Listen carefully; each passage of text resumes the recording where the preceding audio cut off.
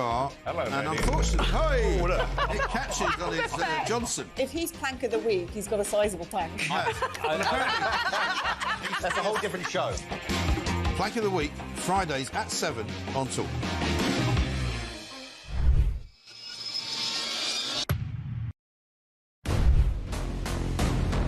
We can get a fillet and a half of haddock with a regular chips for £8 and 10p, and it's by far and away one of the best chippies I've ever had. Kenneth in Surrey, fish and chips, go. Fish and chips in Ascot, about half a mile from where you used to live, will cost you £12 and 60p. Great show. Keep up the good work. That's why I moved, because you were living there. When was the last time you had fish and chips? Couple of weeks ago. How much? Where'd you get it from? I think it was about 40 quid. It was in the Ivy. Honestly, you really are. For any of you who think he's a man of the people, I nearly said you're a...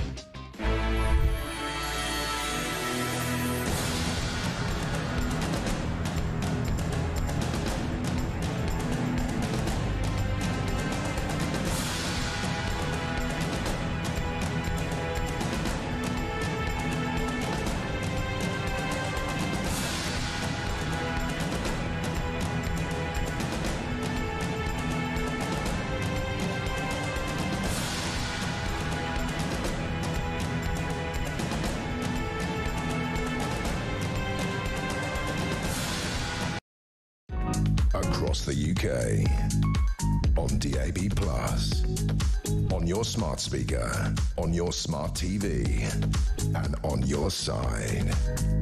This is Talk.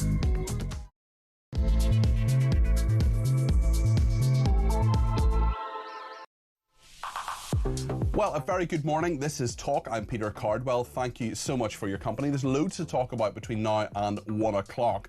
The trade deal with America, is it any good? Does it worth the paper it's printed on? We're talking as well about Axel Riddu-Cabana. That is the front page of The Sun today. This horrendous attack where he threw boiling water at a prison officer. This is something that keeps happening in our prisons. These people who are high-risk offenders keep having access to these things. We know in HMP Frankland a few weeks ago, one of the Manchester bomber's brother, who aided and abetted him, threw boiling oil at 3 prison officers and stabbed them as well. Why does this keep happening? How do we prevent it? What about the gang problem in our prisons that the prisons minister says keeps him awake at night? We'll talk to Ian Atchison, who is the doyen of these discussions here in the UK. We'll also talk about disability cuts. I think this could be a major problem for Keir Starmer because there's a big rebellion coming. We'll talk to Jonathan Brash, whose name isn't on the list of rebels, and I wonder what he thinks about it. He's the Labour MP for Hartlepool. A bit later on, we'll talk about what happens to police dogs after they are police dogs. One very big case in Scotland, actually, we'll be talking about to the Thin Blue Paw Foundation about a police dog, Zara, who had a great prognosis post-surgery and could have recovered with former scans. Instead, Zara was put down. Was she betrayed by Police Scotland? We'll talk about the migrant crisis as well. Is it time to send people back to Afghanistan? The UN has a lovely little video out saying, isn't it marvellous that these refugees from Afghanistan can go back? Well, we've taken quite a few refugees from Afghanistan here in the UK, an illegal and safe route. So many people in the asylum lobby say, oh, there are no legal and safe routes. There are 9, that is a fact. And we've taken many people from those routes, including from Afghanistan. We'll talk as well about whether people are anxious or actually just stressed. Is mental health being weaponized for people to get time off work or to diagnose themselves? We'll talk about that a little bit later on. Tell us your thoughts on all of these issues. As usual, it's my show, but it's your show too. I want to get you on the air between now and 1 o'clock with as many calls, texts, voice notes, telepathic thoughts, smoke signals, however you want to contact me. 0344 499 1000 is the number to call. Tommy's on the phones today. If you've never done it, you ring Tommy, you make your point, and then we ring you back and get you on the air. 0344 499 1000. You can text me 87222 with the word talk in your text. You can tweet me at talkTV, follow me at Peter Cardwell. Remember, the main number does 3 things. Send in your voice notes, less than a minute please, and Tech Up Dave will play them out. You can also send me a WhatsApp text message or give me a ring on that main number one more time, 0344 499 1000. Plenty to discuss here on Talk between now and 1 o'clock. Stay with me.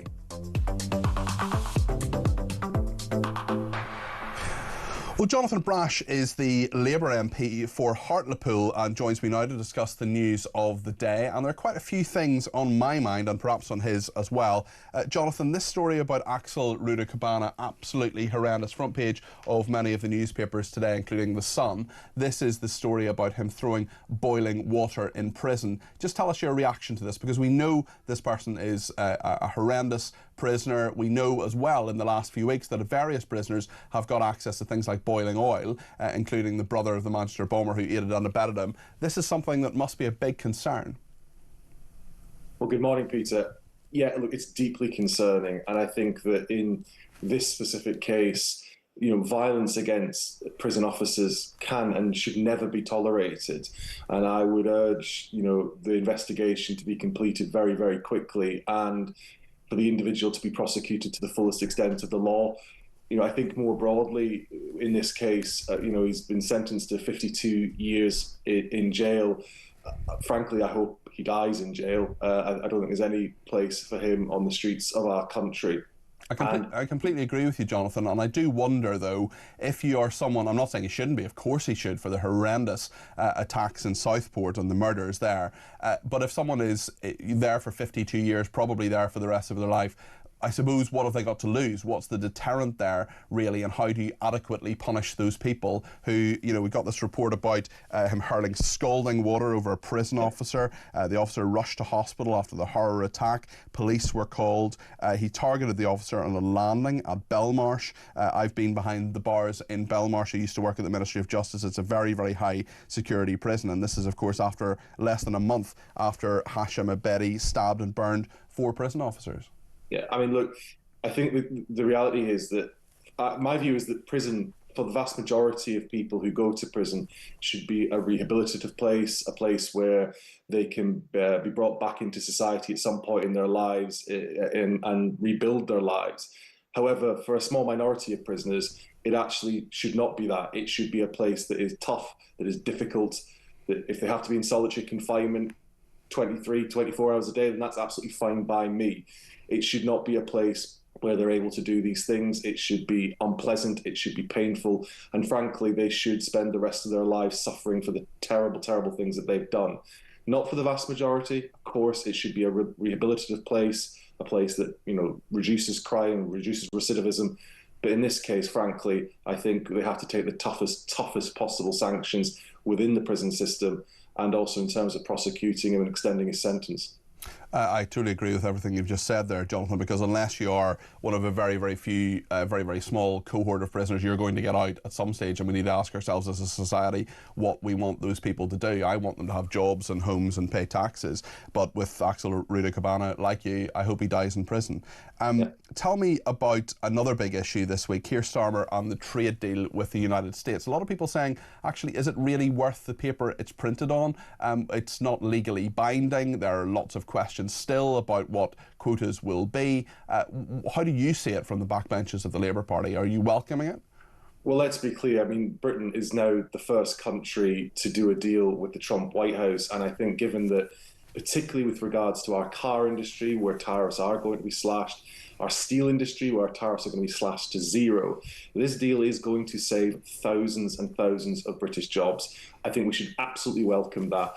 Yes, there are details still to iron out, no question of that. That's still going to happen, and everyone will be looking very closely at that. But the headline figures are thousands of British jobs saved, food protection standards maintained. But how do we know that those jobs are definitely safe if we don't know exactly what's in the deal and exactly what has been nailed down? Because it does seem that there's a lot of ambiguity here. Your colleague, Darren Jones, the Deputy to the Chancellor, the Chief Secretary of the Treasury, he couldn't say yesterday when it'll actually come into force. No, absolutely. I mean, look, I think there are details to sort out. What we do know is that tariffs on cars have been slashed from 27.5% down to 10%. The tariffs on steel to zero. Those are two huge industries in our country. Jaguar Land Rover exports 100,000 cars a year to US markets. Now, we are now a massive competitive advantage, certainly to our European partners and other partners around the world, because our tariffs have been slashed and theirs are still in place. So we are in a strong position, and that will save jobs in this country. What do you think about what Jonathan is saying? Give me a call, 0344 499 1000. Jonathan, big, obviously the backbenches of the Labour Party, huge controversy this week with more than 40 of them signing a letter calling for a change in direction on plans expected to be put to a vote next month. This is on disability benefit cuts. They're impossible to support, 42 Labour MPs have said. It has caused a huge amount of anxiety and concern among disabled people and their families, according to the letter to The Guardian. The planned cuts of more than $7 billion, the MPs say, represent the biggest attack on the welfare state since George Osborne ushered in the years of austerity, and over 3 million of our poorest and most disadvantaged will be affected.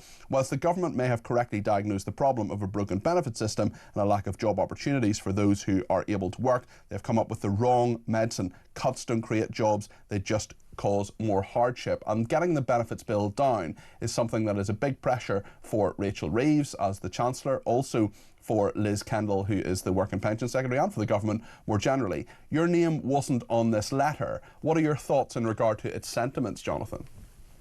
I agree with them. You agree with them? Are you going to rebel?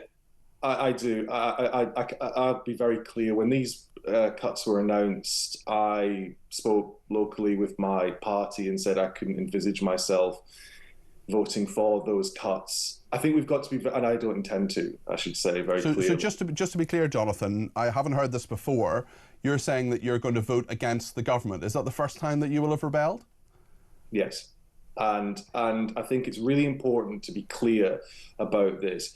So much of what is in that green paper is absolutely right. We have to reduce the benefit bill in this country. We have to get people back into work. Work is absolutely the right place for people to be. And I think we've gone through a generation where the benefit bill has skyrocketed. But cutting support for disabled people doesn't solve that problem. That is about balancing the books. That's about making the numbers stack up for fiscal rules and everything else. I have spoken to countless people in Hartlepool, people who actually are in work but rely on PIP in order to support them to do it, who are going to lose under this system. I have spoken to people who are anxious and they are scared and they do not know what the future holds if this goes ahead. I think we have to be absolutely clear. Yes, we want to get people back into work. That is absolutely right. And by the way, there are people out there who should work and could work and don't want to work, and that's also a massive problem that we have to solve. But simply piling on pain to those in desperate need is not a way to solve anything. The impact assessment released by this government said that it would push 250,000 people into poverty, including 50,000 children. I did not get into politics to do that. So absolutely, the sentiment of that green paper about getting people back into work is right. Getting people off benefits is right. But simply cutting support for people who are disabled is not the way to achieve it. I would argue it probably makes it less likely that some of those people will get into work. So just to be clear, Jonathan Brash, Labour MP for Hartlepool, you're saying this morning for the first time that you're going to vote against the government on these disability cuts. What is your message to Keir Starmer on this, and what presumably your whip and the person who deals with party discipline within Labour is going to give you a ring about this? You're presumably going to have very similar sentiments to what you've just said to me a moment ago. Yeah, look, my view is that I would urge the government to rethink, to have a look at this again. Do you think they will? I sincerely hope they will. One of the things that frustrates me enormously sometimes about politics is that reassessing your position, changing your position is seen as a sign of weakness. It's not. It's a sign of strength. Looking again, change circumstances, to change position, thinking about what you're doing and whether it's the right course of action and potentially correcting that course of action is a sign of strength. Yes, you'll get political commentators who'll scream U-turn, but who cares? This is about doing the right thing. And there are people right now in my constituency and constituencies right across this country that are worried, they're scared, they're anxious, and they're potentially going to be pushed into poverty by these specific changes around personal independence payments. I think we should rethink that. But I reiterate, the overall aim of the government and the Green Paper to get people back into work and the support they want to put in place to make that happen is absolutely correct. That's why it's so frustrating to me, because I support so much of what is in that Green Paper. But the specific cuts to personal independence payments are not about getting people back into work. They are simply about saving money. And I don't think we should be saving money on the backs of disabled people. This will be the first time you've rebelled or threatened to rebel. Do you regret voting for the winter fuel allowance cut? Should you have rebelled on that? It's a complicated one because I've said to you before, Peter, I absolutely agree with the principle of means testing. There's no way, for instance, my parents who are perfectly well off should be receiving a state handout with their heating bills. But as I've always said, I thought the threshold was too low. If I'm honest with you, maybe I can probably put my hand on my heart and say that maybe I shouldn't have voted for it at the time. It's something I think about most days, to be perfectly honest. What I said at the time when I voted for it, is that I thought the government needed to look very closely at the threshold and raise it significantly. It's what I believed then, still what I believe now. Jonathan, thank you very much. It'll be very interesting to see what the government does. Appreciate your time this morning. That's Jonathan Brash MP, the Labour MP for Hartlepool, revealing to Talk this morning that he will be voting against the government on the disability cuts. He also said, very interestingly there at the end, that he thinks about it most days, whether it was right to vote for the winter fuel allowance cut. I would imagine, that's real honesty from Jonathan Brash there, I would imagine there are quite a few backbench Labour MPs and perhaps in the government as well thinking the same thing. It'll be a really interesting political row. What do you think about it? Maybe you're disabled, maybe you're someone who gets these benefits. What do you think of what Jonathan said there, or his thoughts on anything else? Let me know your thoughts. 0344 499 1000. Stay with us here on Talk.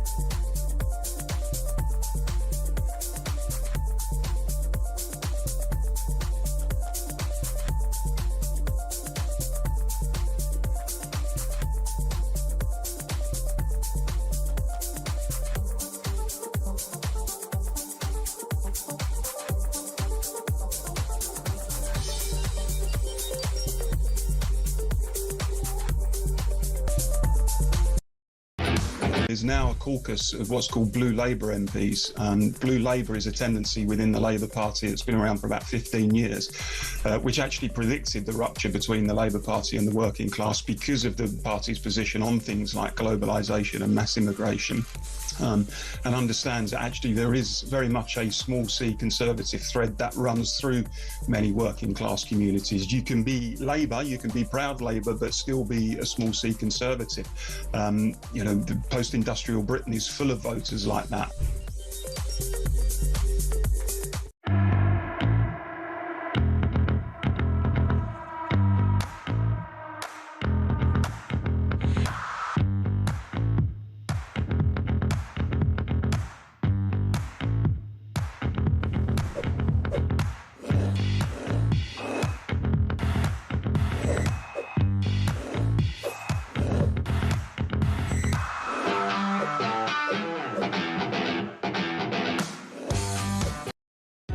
Across the UK, on DAB+, on your smart speaker, on your smart TV, and on your side.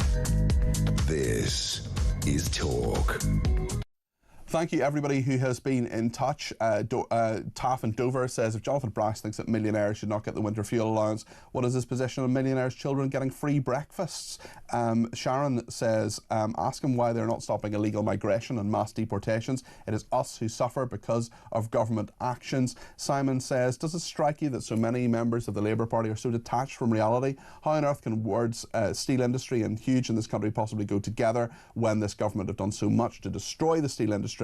We have one plant making sufficiently high-grade steel for present modern purposes. It's pathetic, says Simon in London, and lots of people reacting as well to the news that Jonathan Brash has just told us, backbench Labour MP. He is joining the Labour MPs who are rebelling on the disability cuts. 42 MPs talking to Starmer this week. They wrote a letter to The Guardian saying that they think that the decision should be delayed until they can see a full assessment on the impact of any cuts. Well, let's go to the debate desk, and Joe Wheeler is with us, political commentator and meteorologist, and Scarlett Maguire, former Labour advisor. Thank you both for being here this morning, especially thanks to Joe for rescuing me about 10 days ago. You may remember on the Drive programme, I managed to get a nosebleed about 10 minutes before the end of the programme. Joe was on like a total pro, Joe. You just kept talking about the weather. It was marvellous as the team behind the scenes came in with many sort of tissues and various things, although there was just this hilarious moment where one of the producers, Jodie, said on my ear, literally as I had the tissue up my nose, she said, Peter, do you mind if we submit this to Gaffs of the Week? Which I thought was typically thoughtful of Jodie there. No, always thinking editorially, Right then, let's have a discussion, first of all, about what Jonathan Brash said there. He is going to be another Labour MP. There are over 40 of them who are threatening anyway, he says he's going to do it, to rebel on disability cuts. Joe? I would say thank goodness. Thank goodness. It does need to be thought through, and, you know, the impact of it needs to be considered before it's rushed through. And that is one of the things that concerns me about Keir Starmer at the moment. He seems to feel that he's got limited time and he has to run around making all these changes as fast as he can. And with it is ensuing chaos. We need a little more organised thought. Obviously, Tony Blair, quite surprisingly, has said that net zero is not achievable. Lots of other people have said the same thing, but Keir's going straight ahead for it, and I find that really quite worrying. Scarlett?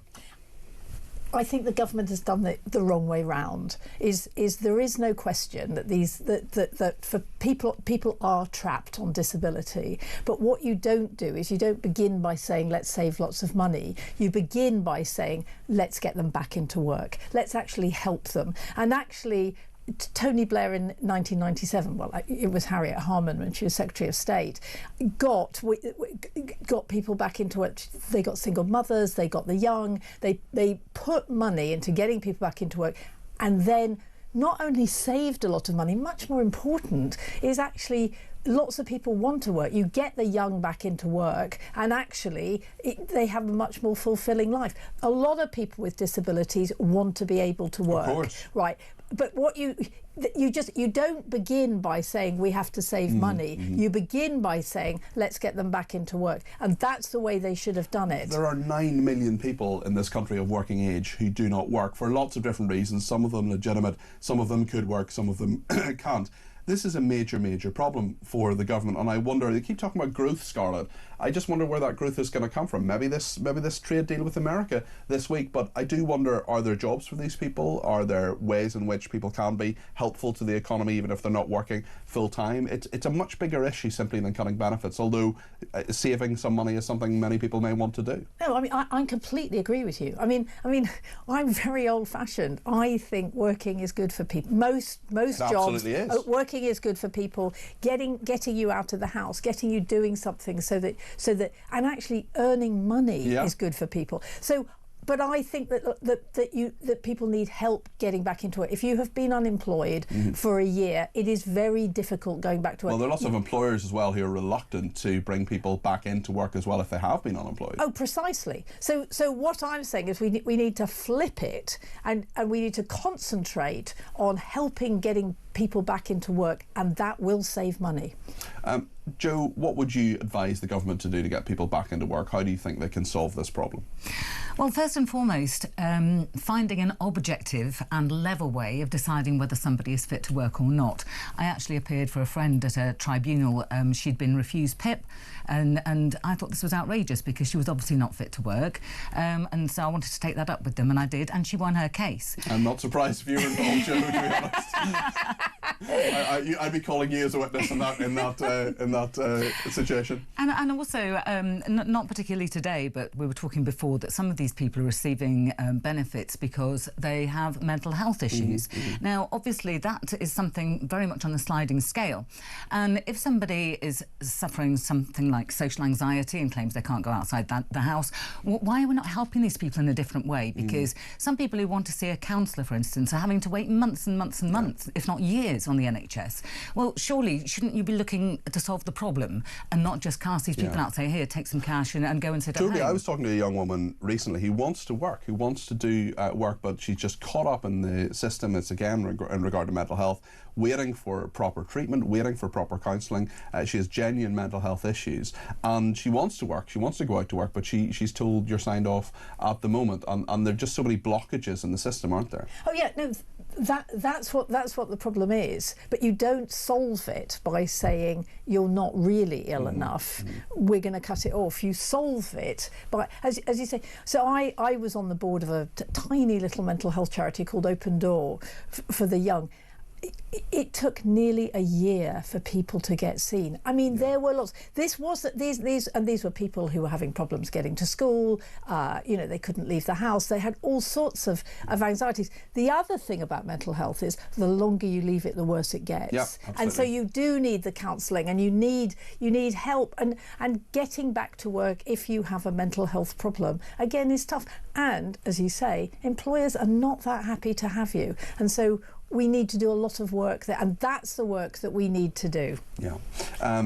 Joanna in Salisbury's been in touch, says, hi Cardi B, finally a Labour MP getting up and saying no to this dysfunctional government. On the trade deal as well, Mitch has been in touch and says, we got the first deal because Trump knew Starmer would be a pushover. Starmer is a very bad negotiator. What do you think of this trade deal, Joe? I have to say, I'm not great on economics and that sort of thing, but when it comes to Keir Starmer, neither is he. I'm not going to be overly keen. I look at what Trump's doing and I've kind of got a round of applause there. But Starmer, I'm afraid, as soon as he starts to talk, my skin starts to crawl. We are told, Scarlett, that this is not legally binding, that a lot of the tariffs and a lot of the, what's the word I'm looking for, the capacity, the number of bits of equipment going backwards and forwards hasn't actually been nailed down yet. It's sort of what they call in government a sort of heads of agreement kind of agreement. It's not, we haven't got all the detail. Does that concern you? Well, what's the point of having a legally binding agreement? I mean, when Trump was last president, he did NAFTA, which is the North American trade agreement, and he broke it as soon as he got back in. So I think it's really good to have an agreement. I think the agreement that we've got seems, I mean, it's far from comprehensive. It's not, as Trump says, the greatest agreement ever done. But what it does do is actually, it's really important for the car manufacturers that we get 100,000 cars over there with no tariff. It's really important for steel. So yes, we've got, I mean, the problem with dealing with Trump, I mean, you know, it's like trying to catch fish in a river. I mean, you get it and then it's gone. He can do whatever he wants and will. And in regard to all this, it's interesting, I was talking to someone last night who was saying that there is actually a leverage here that America wants to be seen to be doing these deals because that's good for Trump. We're 47 days, I think, into this 90-day period, and there aren't actually that many deals that have been done. For the UK, though, we've got this India trade deal, we've got the US trade deal, we've got an EU one coming up. Many people will say, well done, Keir Starmer. Are you one of them, Joe? I'm not. Well, why not?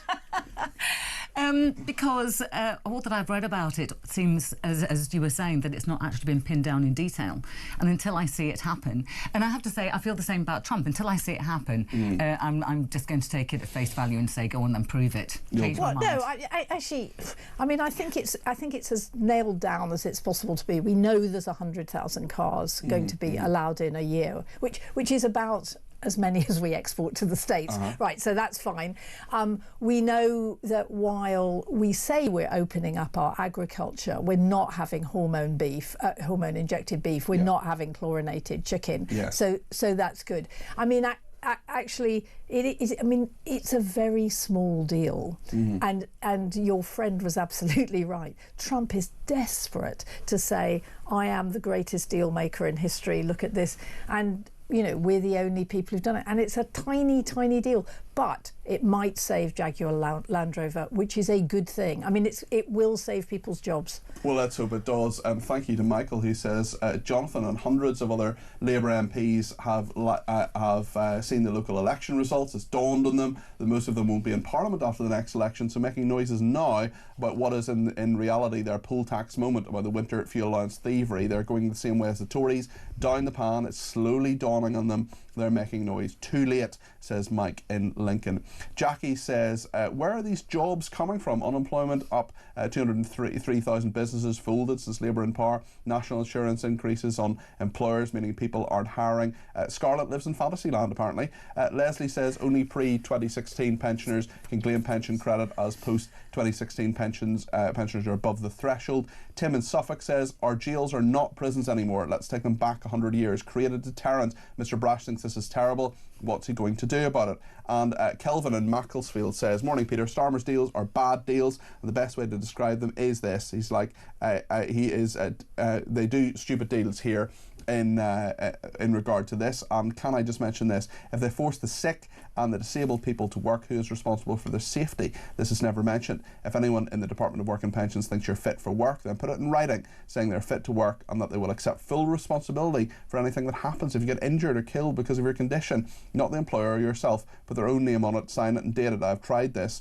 They said I was fit to work. They signed it. Office manager, they know it was wrong. That's why I got no name. It's wrong. I can see loads of claims against the Department of Work and Pensions, says Kelvin in Macclesfield. And we have a voice note on the benefits cut as well from B. Good morning, Peter. 15 billion to pay for illegals crossing the channel with no documentation, yet cutting disability benefits. I have no words for this government. Have a great day. B, thank you for your thoughts on that. We will talk more with the debate desk panel of Scarlett and Joe. We're going to talk about a migrant spared deportation because he's got tattoos, and bosses facing legal action, yes really, a criminal legal action for mixing up recycling under net zero rules. Stay with us here on Talk and let us know your thoughts. 0344 499 1000.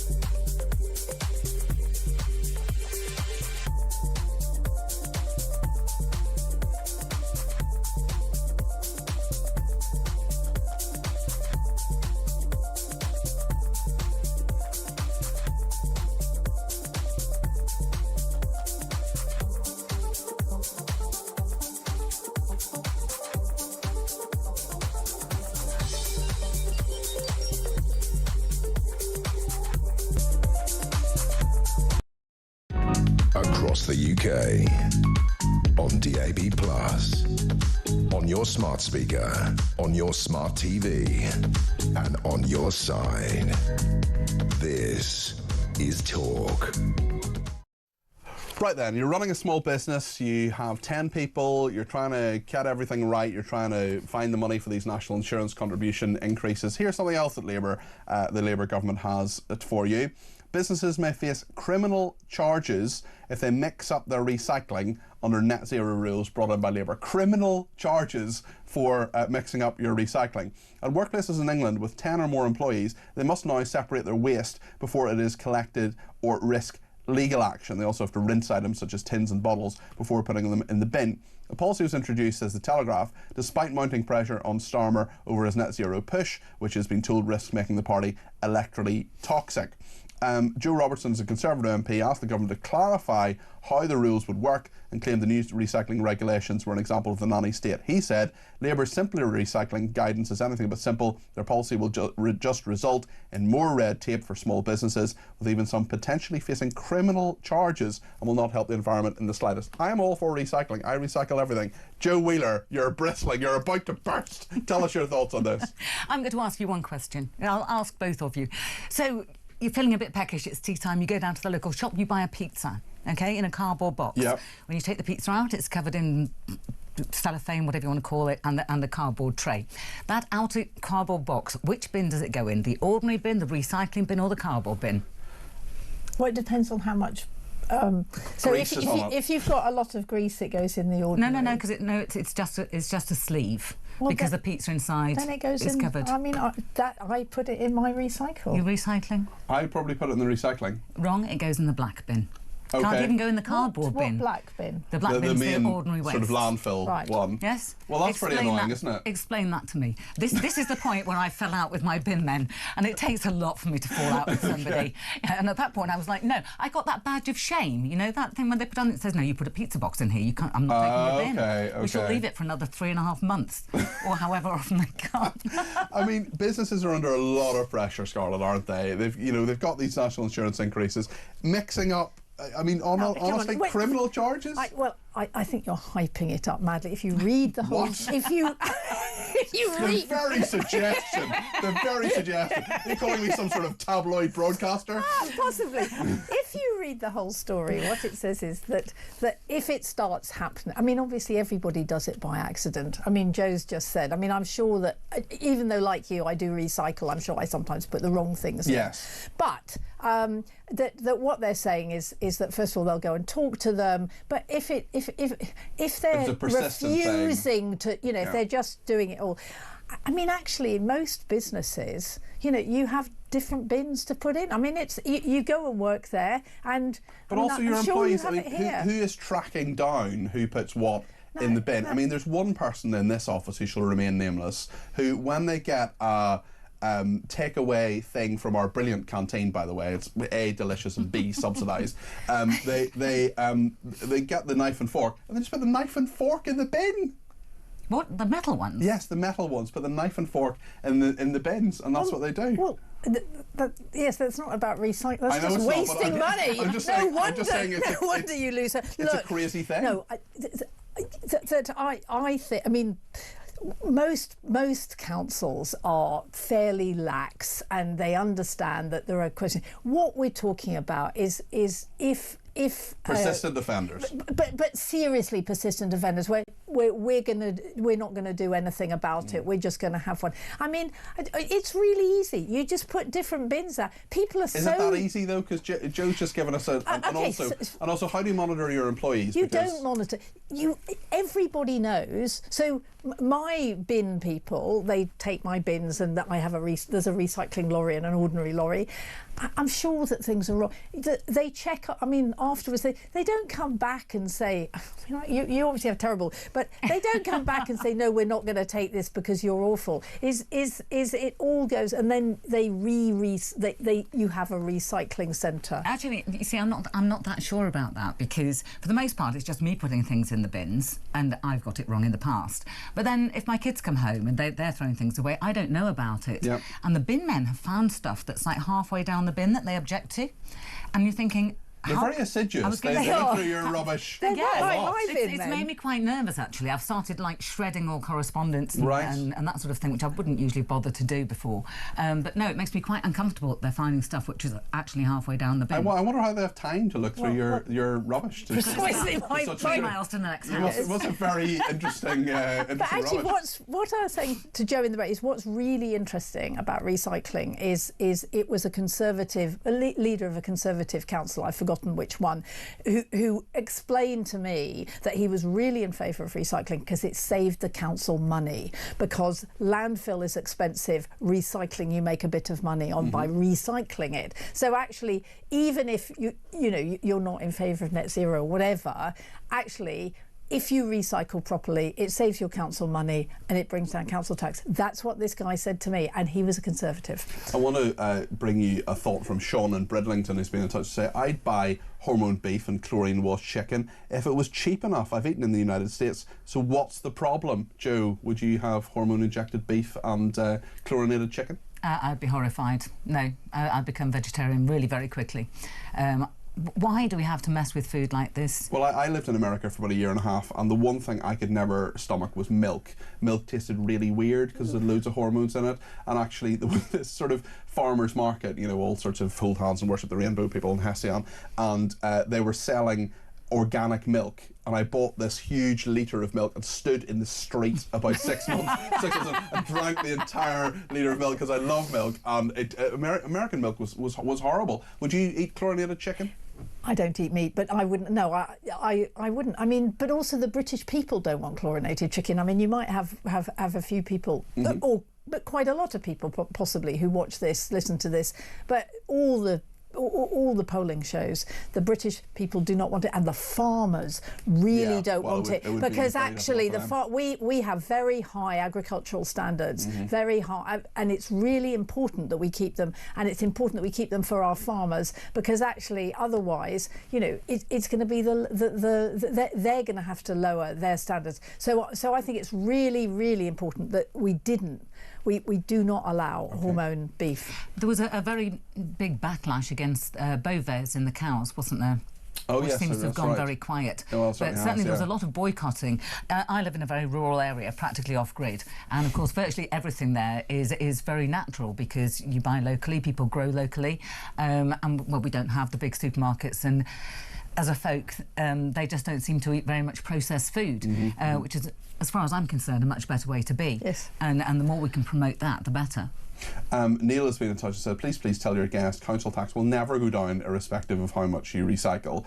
Betty says, morning Peter, in Ireland the fines are ruthless and mixed recycled waste is only going to landfill, but we already comply with this law. Costs £1 million a year and every penny charged to the taxpayer. Diane in Durham says, oh no, she's not in Durham, she's in North West Leicester, and at the moment we have separate recycling bins. The council has now spent over £6 million to have one bin for all recycling. And Gary says, if Labour wanted to get people back into work, they shouldn't have made the changes they have made to the Labour laws. The young lady you met with mental health issues who said that she wants to get back into work now has virtually no chance of being employed by anybody, because the perception, if not the 100% reality of these changes, is that she can start work on Monday, go sick on Tuesday with mental health issues, and then the employer is stuck with her indefinitely. If you create that narrative, you're only harming the chances of businesses hiring. Very, very interesting thoughts there. Thank you for that. We'll come back to the debate desk with Joe and with Scarlett in just a minute. There are a number of other topics I want to talk about, including the migrant spared deportation because he has tattoos, really.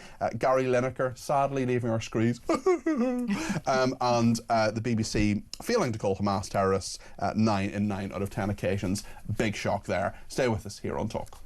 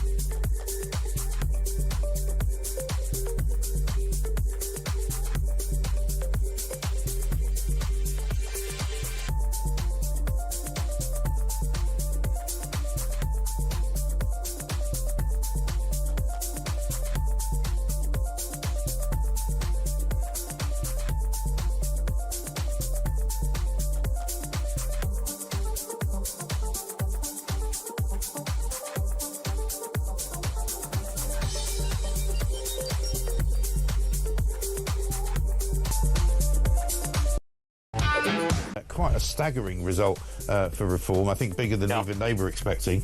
And it's going to have a few reverberations, isn't it? And we've already seen Keir Starmer this week coming out with all manner of sort of what you might have called right-wing policies about migrants, you know, saying that you're all going to have to speak English now when you come here, which if the Tories had said that a couple of years ago, they'd have been denounced as Nazis and fascists. No, that's not true. Yeah, they would. Of course they would.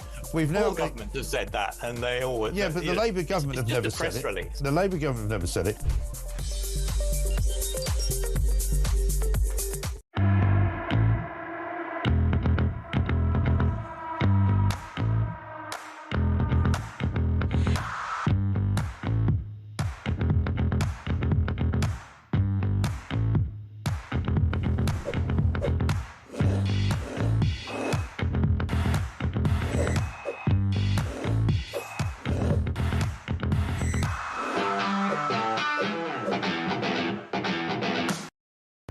Across the UK, on DAB+, on your smart speaker, on your smart TV, and on your side. This is Talk. Let's talk to Jackie in Oldham. We're on the debate desk, Jackie, and we're with Joe Wheeler and Scarlett Maguire. So you're on with me and with them as well. Jackie's given me a ring on 0344 499 1000. You can too. What would you like to say, Jackie? Good morning, Good morning. everybody. My husband is a waste, power and recycling consultant. He's an expert in this field, so I do know a lot about this. Recycling is absolutely futile. It is virtue signalling because it costs the councils more to recycle waste than it would do using energy for waste plants where you put your rubbish in and you get electricity, steam and electricity out at the other end. We're actually, by the time you've recycled, sorted, you've decontaminated it, you've bundled it together, you've got transport costs for it to go to the plant, it costs councils far, far more. And councils are now looking to build these incinerators instead of sending it off to landfill because of the landfill taxes. And it's an absolute nonsense. And you're talking about fining British citizens for getting the recycling wrong. It should be said, it's businesses with people with more than 10 employees, but often you have small businesses that, they're coping with all sorts of different things. As Scarlett correctly says, it would be persistent offenders who hadn't taken a warning, but I think there'll still be a level of worry about this, Jackie. But we let Drax pump out the biggest amount of CO2. Scarlett, what do you make of what Jackie has said? Yeah, I mean, I'm sure that if you could have these, if you could burn it for electricity, it'd be fine. But I mean, that's not what's happening. I mean, what's happening is that, as she says, you're paying for landfill, and that's what most councils are having to do. So that's the only thing to do. I mean, otherwise you'd be putting it all into landfill. And also, where are we going to put it all? I mean. Landfill isn't a pretty place. I mean, you have to dig. We have to do something so that we stop being a throwaway society. I mean, that's the other thing. It's a much bigger thing. Sometimes it's more about reducing waste than actually recycling it, Joe. Well, absolutely. And the answer is, why is it down to the consumer to deal with that waste? Why don't we start in the beginning? I remember a time when we used to get our fruit and veg in paper bags. Yeah. So while we've got all this polythene and plastic that our stuff seems to come in at the moment, I was also going to say, you know how in places you go and there's a little notice telling you, where something came from or what its history was. Why can't we have that in the recycling centres? And they say all this glass is going to, it will be melted down, this and that will happen. They do in Camden, actually. They do say things that they've done with the recycling. Oh, well, that's very good. But I saw this story in the States where this woman became concerned about where her multiple bins were going, for their waste. So she dropped Apple tags into them. Must have more money than sense.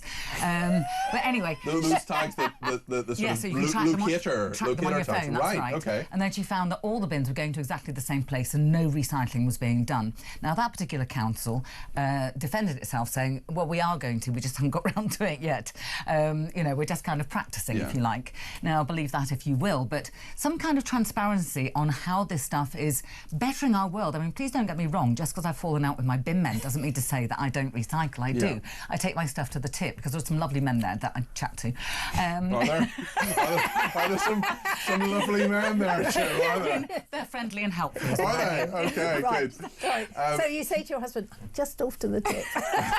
Might be a few hours. It's all coming out now. It's all coming out now. Jackie, on a more serious note, Jackie, what do you think the government will get a handle on this, or are they just penalising people? It's absolutely stupidity, Peter, because recycling emits more CO2 because of the process that you have to do. Incineration, because of the Climate Change Act, are being shut down left, right and centre, and we're shipping all our waste off to places like Denmark for them to do it. Plastics to Thailand, which, are not environmentally friendly, and it's an absolute scam. Jackie, really good points there. That's Jackie in Oldham there. Thank you for those. You want to join Jackie on the air? 0344 499 1000. Do give us a ring. Plenty of time for calls between now and 1 o'clock. John in Norwich says chlorine is used in the UK for some purposes, such as treating drinking water and washing bagged salads, which is deemed safe by regulators. However, the levels used for salads are typically higher than those for poultry in the United States. Frank says there's more chlorine in the UK drinking water than would be on chlorinated chicken. Right then, if you have any further thoughts on this, as I say, give me a ring. 0344 499 1000. Send me a voice note as well on the same number. On the benefits fraud aspect, I want to just take that voice note on that, if that's okay. This is from Perry on benefits fraud. This is what Perry has to say. Morning, Pete. If they really want to cut back on benefits, what they should be doing, all these people that say they suffer from mental health issues, they can't go out, just look at some of their Facebook pages. It shows them out lakeside doing shopping, yet they're milking the system saying they can't go out because they suffer from mental health. It's crazy. It's all a con. Don't get me wrong, there are some people that do generally suffer, but a lot of people are milking it and I'm paying for it. Judy has some thoughts on this as well. She sent us a voice note. As I say, just send us in 0344 499 1000. I'll go back to Scarlett and Joe in just a second, but I just want to hear what Judy has to say. Hello, it's Judy from Altos, West Yorkshire. The problem with Benefits Britain is that the few have poisoned the well for the many. I've always said that we all know somebody who's never worked a day in their life.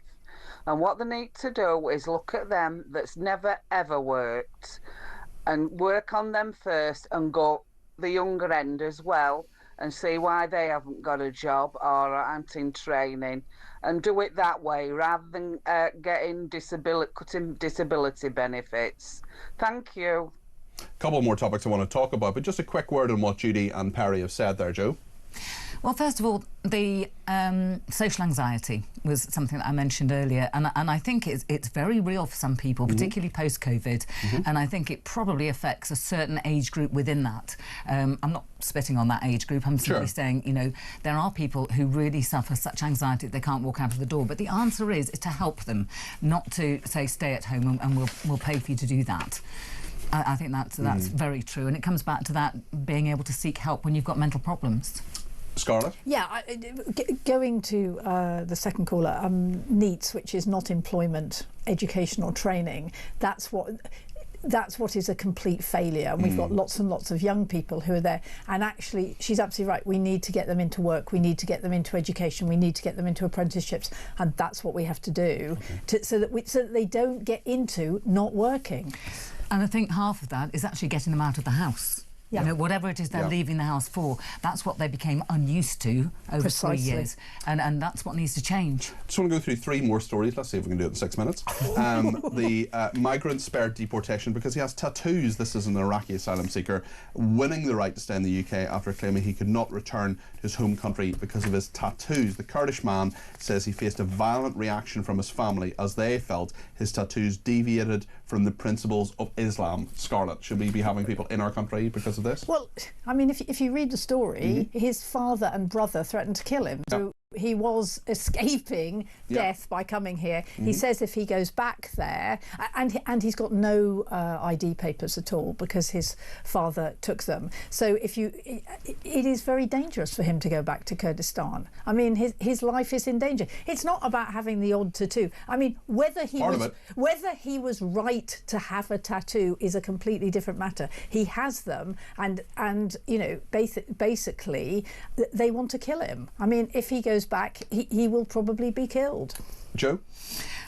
I have to be totally honest, I'm not entirely happy that somebody with that kind of attitude in their family is somebody we want here at all. Also, a tattoo is not something generally that you wake up and find happen by mistake. So at the point where he got that tattoo, he obviously knew the attitude of his family, his background, his religion, whatever you want to call it.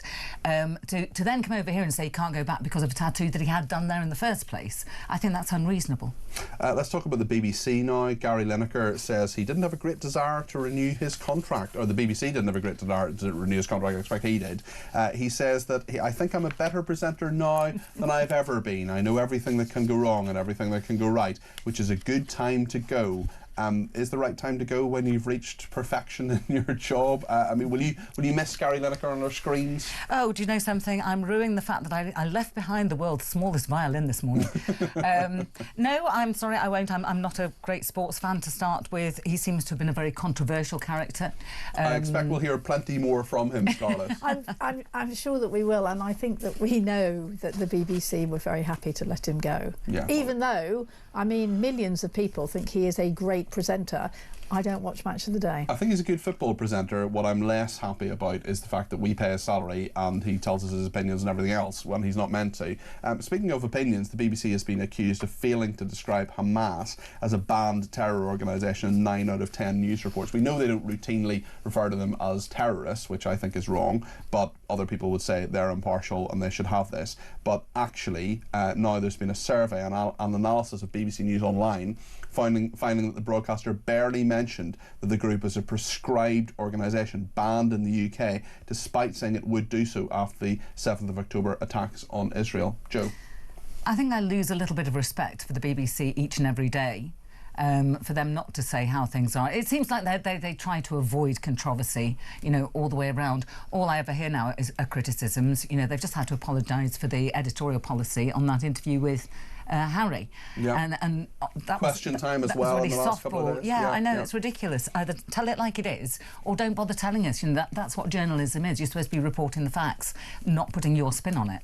What I often hear them say is Hamas, which is a proscribed organisation in the UK, if you want the BBC to be completely impartial and straightforward, I mean, I always call Hamas terrorists because they are, and think the BBC should, but surely they should have some consistency on this, Scar. Yeah, well, but also when you talk about settlers in Israel, do you talk about illegal settlements every time? I mean, there is both sides, and they don't talk about illegal settlements. Well, people settling are not. I don't think they should, but at the same time, they're not nearly as bad as Hamas terrorists. No, but it's illegal, right?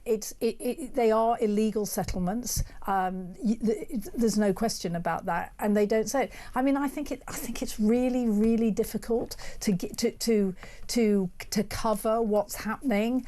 I mean, the BBC gets attacked. The BBC gets attacked from both sides very, very heavily. But when you have, the Committee for Accuracy in Middle East Reporting and Analysis found that 145 online news articles between the 1st of January and April 30th this year, which referred to Hamas, only 12 of them, 8.2%, explicitly stated it was a prescribed terrorist organisation. Surely you just have a consistency in how you refer to them. And I think Samir Shah, who's the chair, said that that's what should happen. Yeah, indeed. He's the chairman of the BBC. Big interview with Rod Little last week, and Mike Graham spoke to Rod after that. Thank you both very much. That's Scarlett Maguire, who is a political commentator, former Labour advisor, Joe Wheeler, meteorologist, saviour of people's nosebleeds, and political commentator herself. So Joe, thank you very much, and Scarlett as well. Plenty to talk about in the next hour. We have Ian Atchison coming up. He is the absolute doyen of discussion in regard to prisons in this country. We'll be talking about Axel Rudikabana, the Southport killer, who has been throwing boiling water on prison officers. It's a horrendous story. Why does this stuff keep happening? How do we stop it happening? Let me know your thoughts as well. 0344 499 1000. Stay with us here on Talk.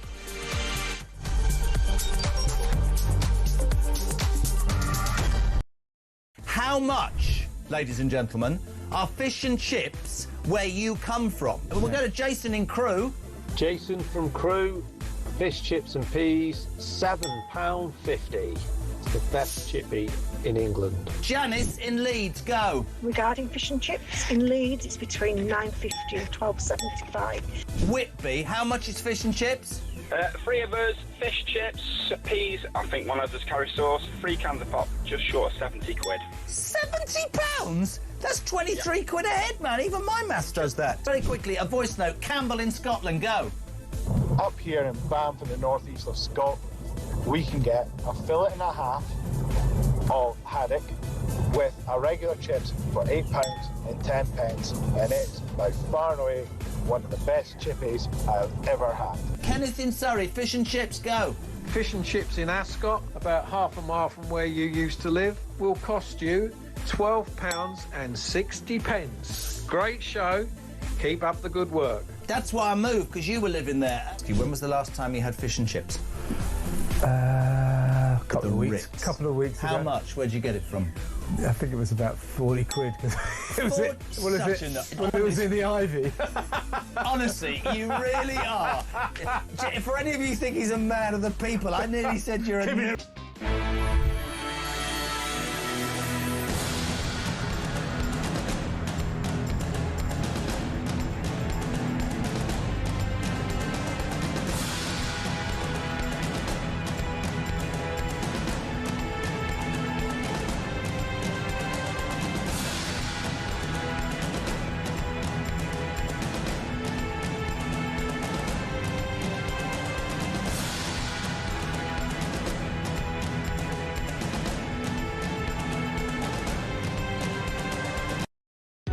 Across the UK, on DAB+, on your smart speaker, on your smart TV, and on your side. This is Talk.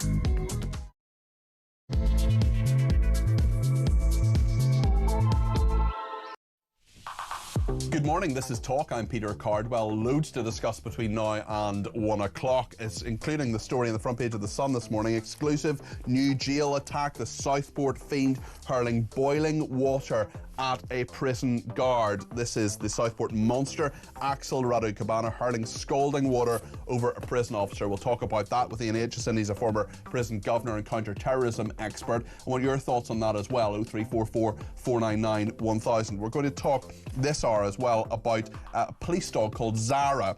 Was she betrayed by the force? A review of medical records showing Zara had a great prognosis post-surgery and could have recovered with further scans. What happens to police dogs after they are police dogs? We know animal welfare is a big thing a lot of our viewers and listeners care about. Let us know your thoughts on all of that. We're also talking about recycling, and lots of people getting in touch about the fact that a number of small businesses, people with employing 10 people or more, could be given criminal charges if they don't recycle correctly. Also, Jonathan Brash, the Labour MP backbencher for Hartlepool, has told us exclusively this morning that he will be rebelling over the disability cuts. You can see the clip on Twitter. We'll play it out as well before the end of the programme. Let me know your thoughts on all of that. 0344 499 1000 is the number to call. You can text me 87222 with the word talk in your text. You can send me a message on WhatsApp 0344 499 1000, either a voice message, less than a minute please, or indeed a text message, and you can give me a ring, as I say, 0344 499 1000. Plenty to discuss here on Talk between now and 1 o'clock. Stay with me. Let me just read out a couple of messages from people who have been in touch, especially about Jonathan Brash, the Labour MP, who says he will be rebelling against the government on disability cuts. He should resign, says Sharon. Pat says mealy-mouthed Labour MP worried about his job. There's quite a few of them now. I wonder why. Another person says he's only sorry because he now thinks he will lose his seats. Anne says, in other words, he knows Labour are Donald Ducked I think we know what that means, and is trying to save some kind of career. And Scouse Oddball, that is the name on Twitter, I'm just reading this out. Funny how your conscience kicks in when you lot get a kicking at the ballot box. Labour will never be forgiven for attacking pensioners or the disabled. Lots of ways you can get in touch, as I say, including on Twitter. You can follow me at Peter Cardwell or send me a message at talkTV. Right then, I want to talk about this horrific story. Another attack in prison, this time from Axel Rudikabana. He murdered 3 young girls, of course, in Southport. We remember that horrendous murder and attack. He has now hurled scalding water over a prison officer. This is at Belmarsh, which is one of the most secure prisons in the UK. Ian Atchison is with us, Professor Ian Atchison. He's a former prison governor, counter-terrorism expert. He's led reviews for the government. He knows his stuff. Ian, what is your take on this? Well, good morning, Peter. I mean, this is just another nail in the coffin of His Majesty's Prison and Probation Service's reputation as a credible law enforcement agency. I'm sorry to say, because yet again, one of our frontline prison officers is in hospital, or has been at least hospitalised, because of the actions of this wretched young man. I mean, the thing to start off with, I guess, is to say Axel Rudikabana did not fall out of the sky into HMP Belmarsh. He's a convicted mass murderer with an ideological bent.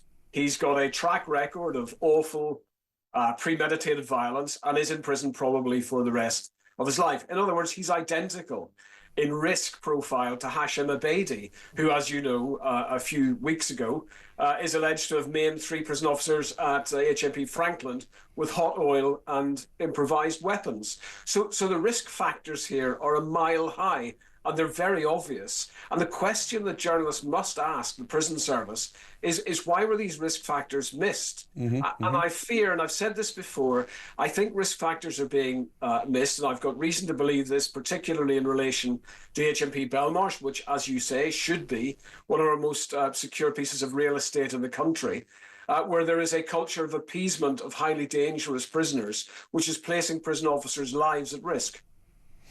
Listen, you're absolutely right, and a source has told The Sun, this is terrifying and shocking in equal measure. Questions will be raised about this attack, especially coming so soon after the one by Abedi, as you said there, Ian. One of those will be why Rudikabana had access to boiling or hot water, how on earth he was able to carry this out. If you were a governor of a prison and something like this, God forbid, happened, Ian, what would be the process? What was the sort of process and the first few things that you would do to try to get to the bottom of why this happened?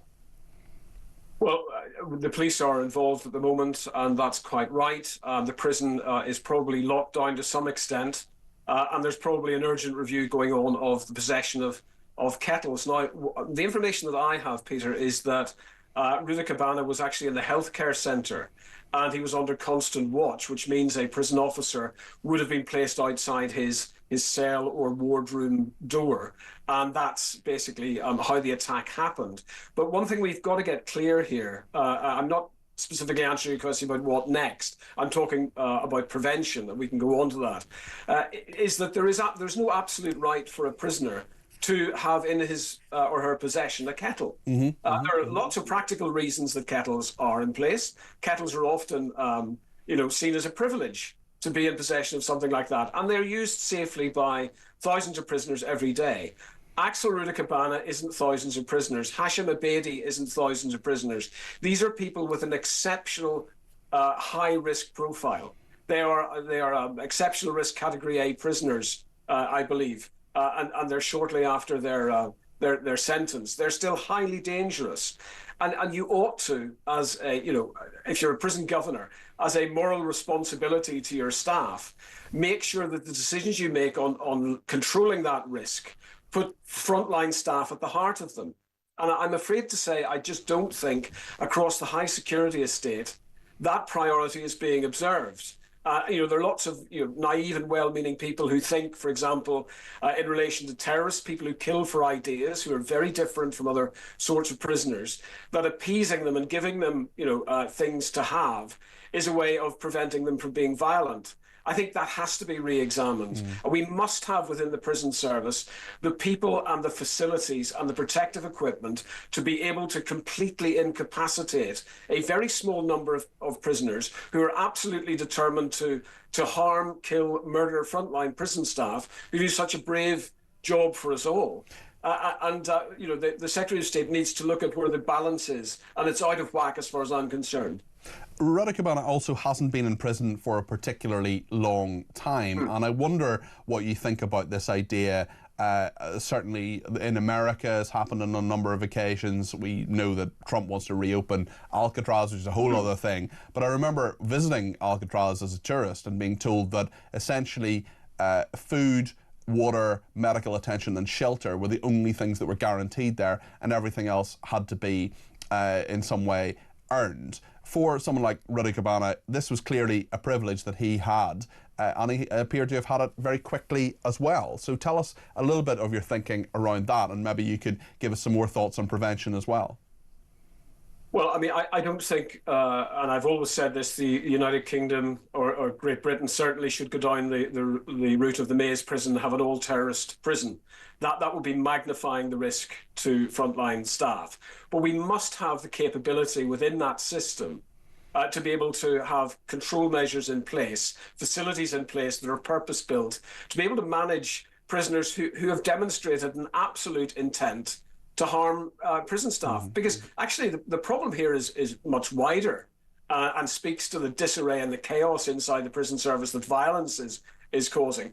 How do you get good people to come to work to look after people like Rudakabana or Abedi or actually, you know, 230 other terrorist prisoners, if you can't guarantee that you're going home safely to your wife, husband, family at the end of the day? So we have to improve our preventative stance. We've got to get this balance back in favour of control and reducing harm, as opposed to, you know, some misplaced woolly idea that if you give prisoners like this, and they are, you know, they're referred to in America, by the way, as by one warden who's written a book about terrorism as the spectacular few. We are talking about a tiny number of prisoners for whom their rights must be utterly subordinate to the rights of other people to be protected from them. We're not yet at a place remotely where that's the case.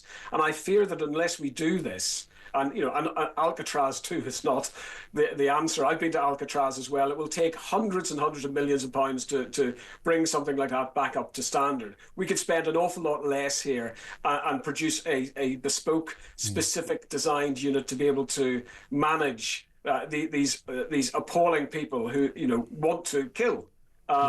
So it's not the answer. America's not the answer, but a robust approach to these sorts of people, which is missing in action, frankly, at the minute. And it's part of the culture of appeasement that I've seen across the prison service, particularly in high security prisons. They are, of course, really difficult places to manage. And we shouldn't, you know, we shouldn't ignore that fact.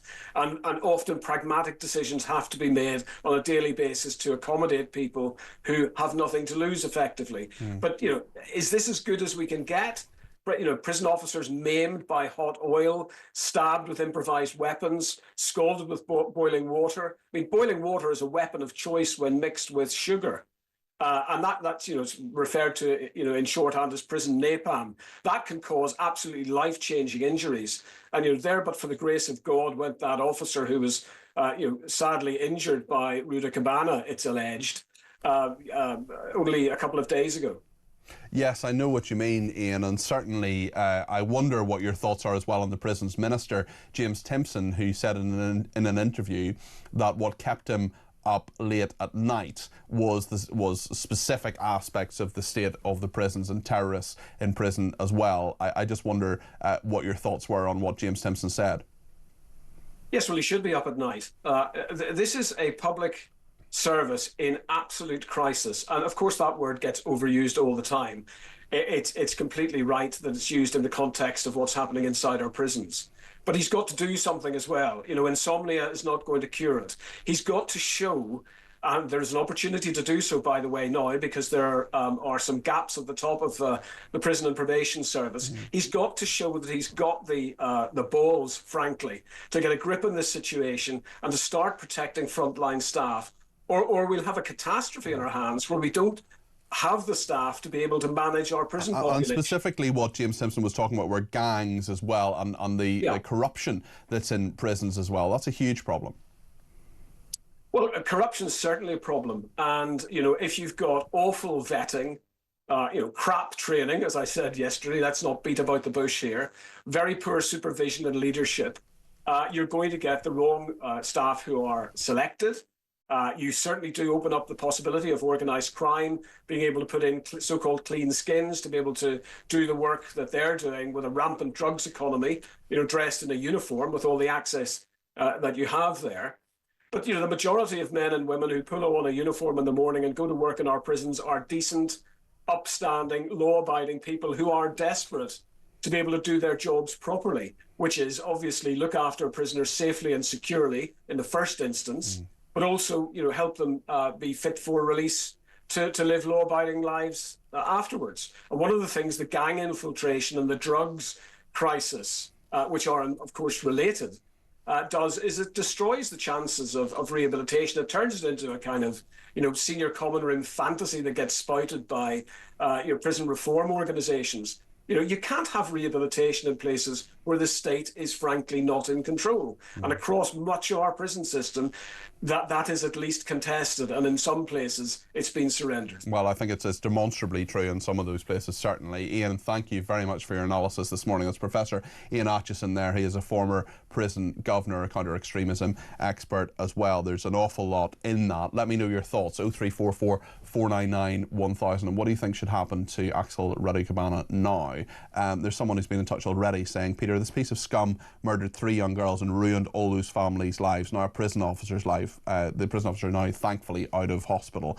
Please tell me how you can be against the death penalty, as he will keep ruining people's lives whilst he is alive. Well, Neil, I don't believe in the death penalty. I don't think it would have prevented someone like Axel Radikabana doing what he did in Southport. I don't think it would have been a deterrent for him. I think he's someone who has an ideology, who is evil, and will do what he was going to do anyway. And I would rather he rots in jail rather than having a nice, simple and a sterile needle in his arm, sending him off to the next life. I would much rather that we punish him here, and that we will find ways to punish him. We will find ways that he will have an awful life for 3 years, as he should, as he hopefully contemplates the absolutely horrendous actions and the way that he has destroyed the families of Bibi, of Elsie, of Alice, of those 3 little girls. And that's something I think about a lot, but I just don't think the death penalty is the right answer. Maybe I'm wrong on this. Maybe you think I'm wrong on this. 0344 499 1000. We'll discuss this more in just a minute here on Talk.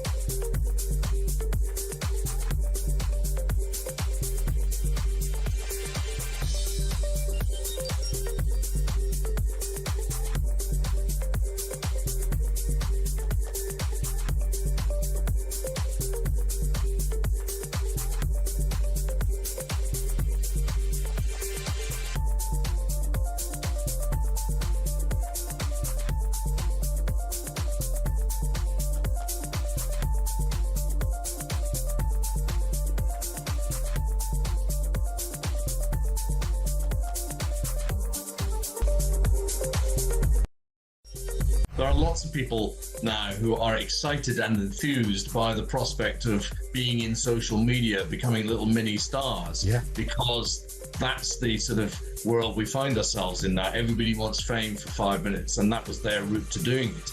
And I just hope, actually, the fact that they've been convicted reminds the whole of the nation that no matter how crazy an idea you've got in your head, you need to respect people and the community and the country in which you live.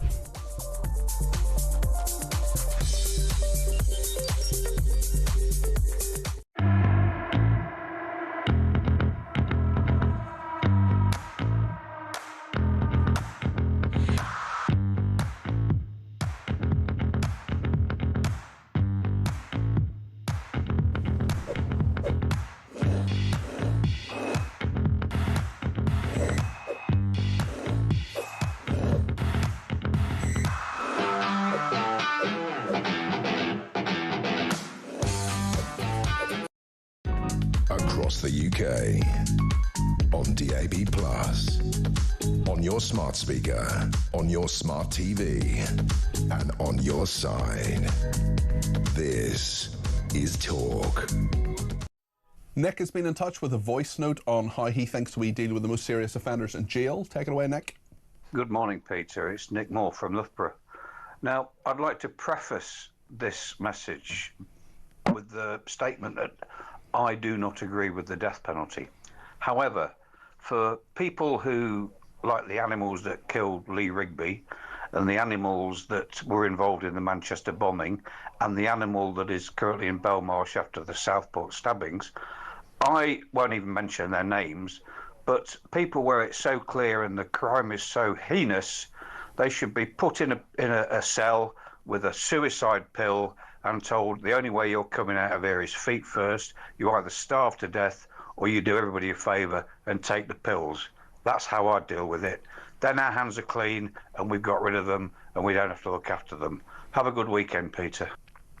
Thanks, Nick. I disagree with that as well, I must say. I mean, that's effectively the death penalty, really, in what you're saying there, Nick. But listen, I understand the strength of feeling about this. I don't like Axel Ruud Cabana at all. I think he's an evil, horrible person who should rot in jail for the rest of his life. I don't want him to be released in any way. I don't want him to have any standard of life.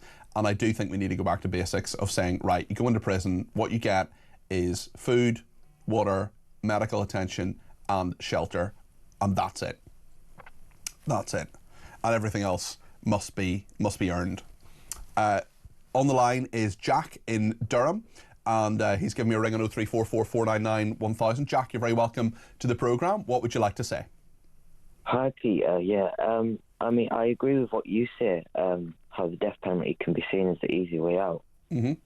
And I think there was an example in America where a man said to the judge, look, I want the death penalty. Yeah. I mean, that how is that possible?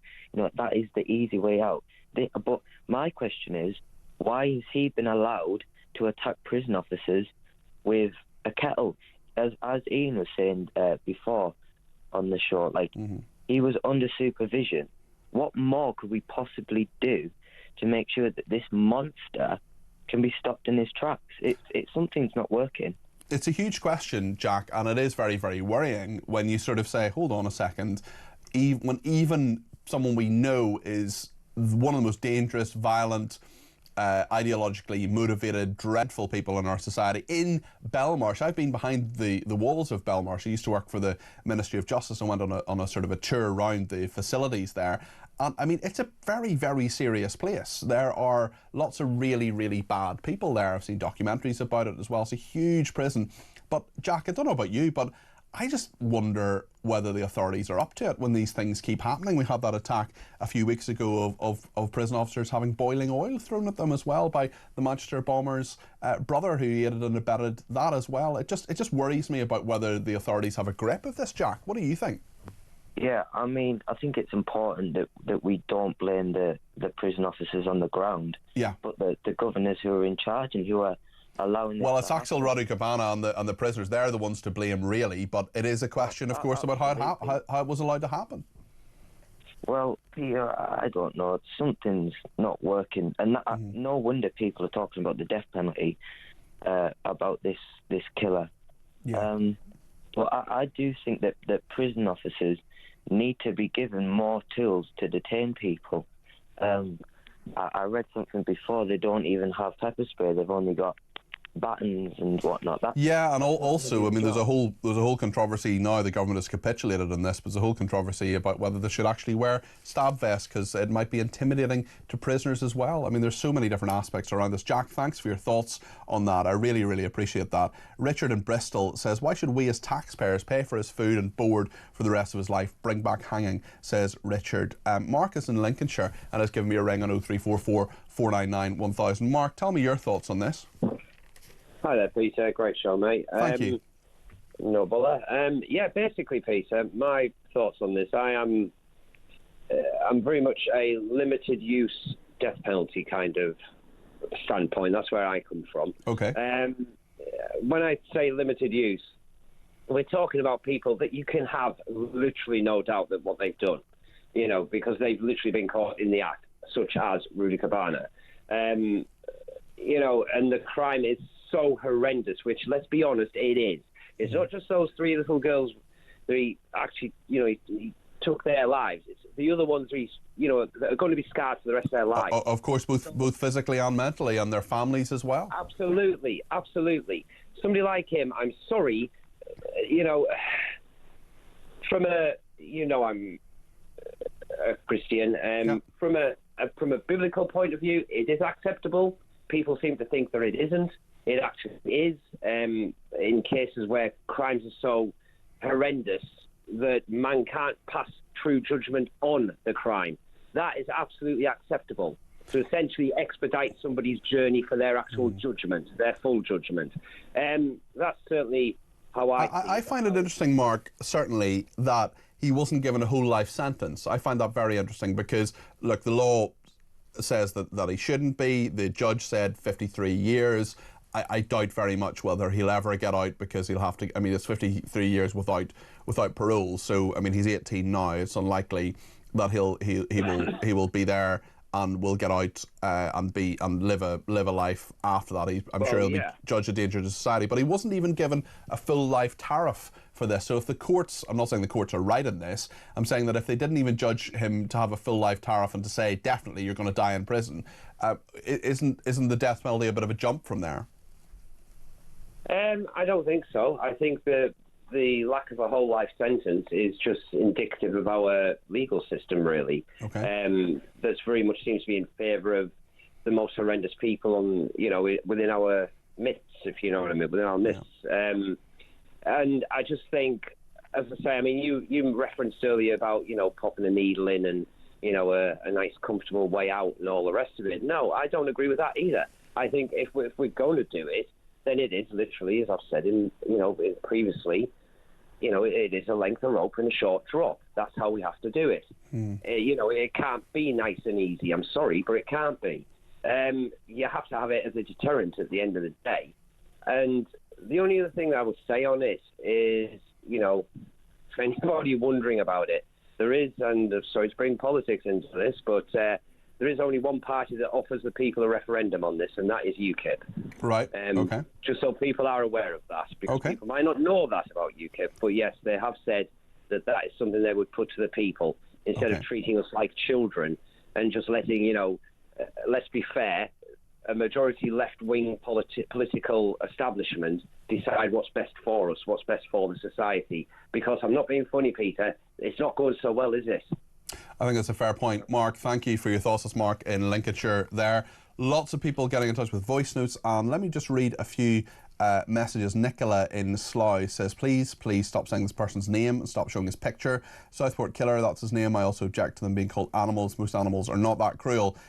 Listen, I don't really, I know there are other presenters in the station who won't say his name and so on. I don't think it glorifies him. I don't think in any way says that he's a good person. Simply saying the name of the Southport Killer, which is Axel Radicabana, showing his picture, I think it's actually a reminder of how awful he is. The picture shows him to be very, very sinister, and actually on that particular point, Jason in the Lake District has been in touch and says, isn't it strange that the press are no longer using the angelic photo of the Southport scumbag that was originally released?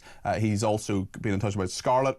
Typical Scarlett, anything Labour good, anything Trump bad, and no mention from Scarlett about the litany of lies that this lousy government said in order to get into power. Yet Trump is the one who can't be trusted. A mega vegan says, if you think it's fine to kill innocent animals, why is it not fine to kill murderous humans?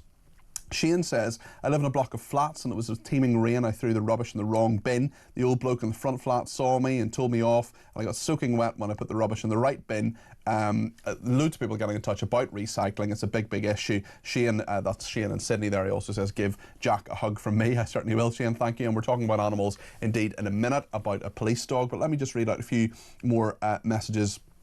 as well, including from Sarah in West Sussex, who says, "Hi Cardi P, on the topic of recycling, I was once told by a refuse manager when I rang to inquire why our garden waste had not been taken. Madam, we cannot take partially composted compost to the composter." It still makes me giggle, says Sarah. It certainly made me giggle when I read it. Thank you.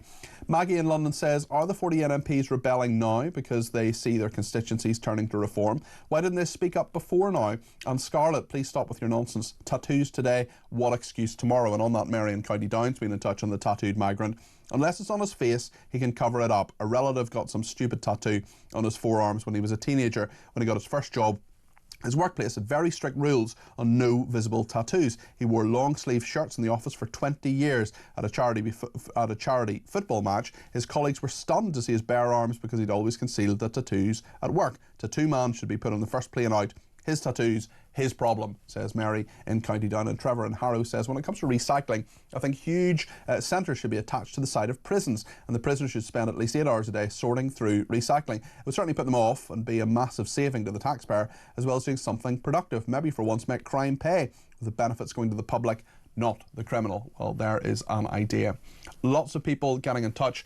Can we just have Graham in Newport, actually, this voice note on Graham talking about bins and recycling? Loads of people in touch on this. This is what Graham has to say. My bins in Newport, South Wales, if the lid don't shut correctly, they won't take the bin. I've had one refused for the bin sticking up a half an inch. It was flat when I put it out the night before, but somebody walked past during the night and put some rubbish in there, some McDonald's bags, and left the bin up. Our bins aren't emptied for 3 weeks. Thank you very much, Peter. Bye now. It's just so annoying when that happens, isn't it? And so thoughtless of that person who clearly didn't care, just wanted to get rid of their greasy McDonald's bags there. Ian's been in touch as well. Hi Peter, it's Ian from East Grinstead. Talking about the recycling, prime thing is, of course, when you buy something from Amazon, you buy something that's already in its box, and then Amazon pack it up in another box, and sometimes it's full of all this polystyrene stuff to stop it moving around. And guess what? All of a sudden, you've got all this stuff to recycle. You know, they need to be smarter in terms of the packaging when we buy products. Also, you know, look at kids' toys. All the toys are strapped to some polystyrene thing by ties, and that's stuffed then inside a cardboard box. So you give your kid a toy, you've got all the polystyrene to chuck away, the box. It's a nonsense. It's very, very true, and I've often received deliveries, not just from Amazon, from other people as well, just think other companies as well, thinking, hold on a second, why is there so much packaging here? I mean, I recycle all of it, but it is just something that you just think, why does there have to be so much of this? Let's hear another one on recycling from Henry in Suffolk.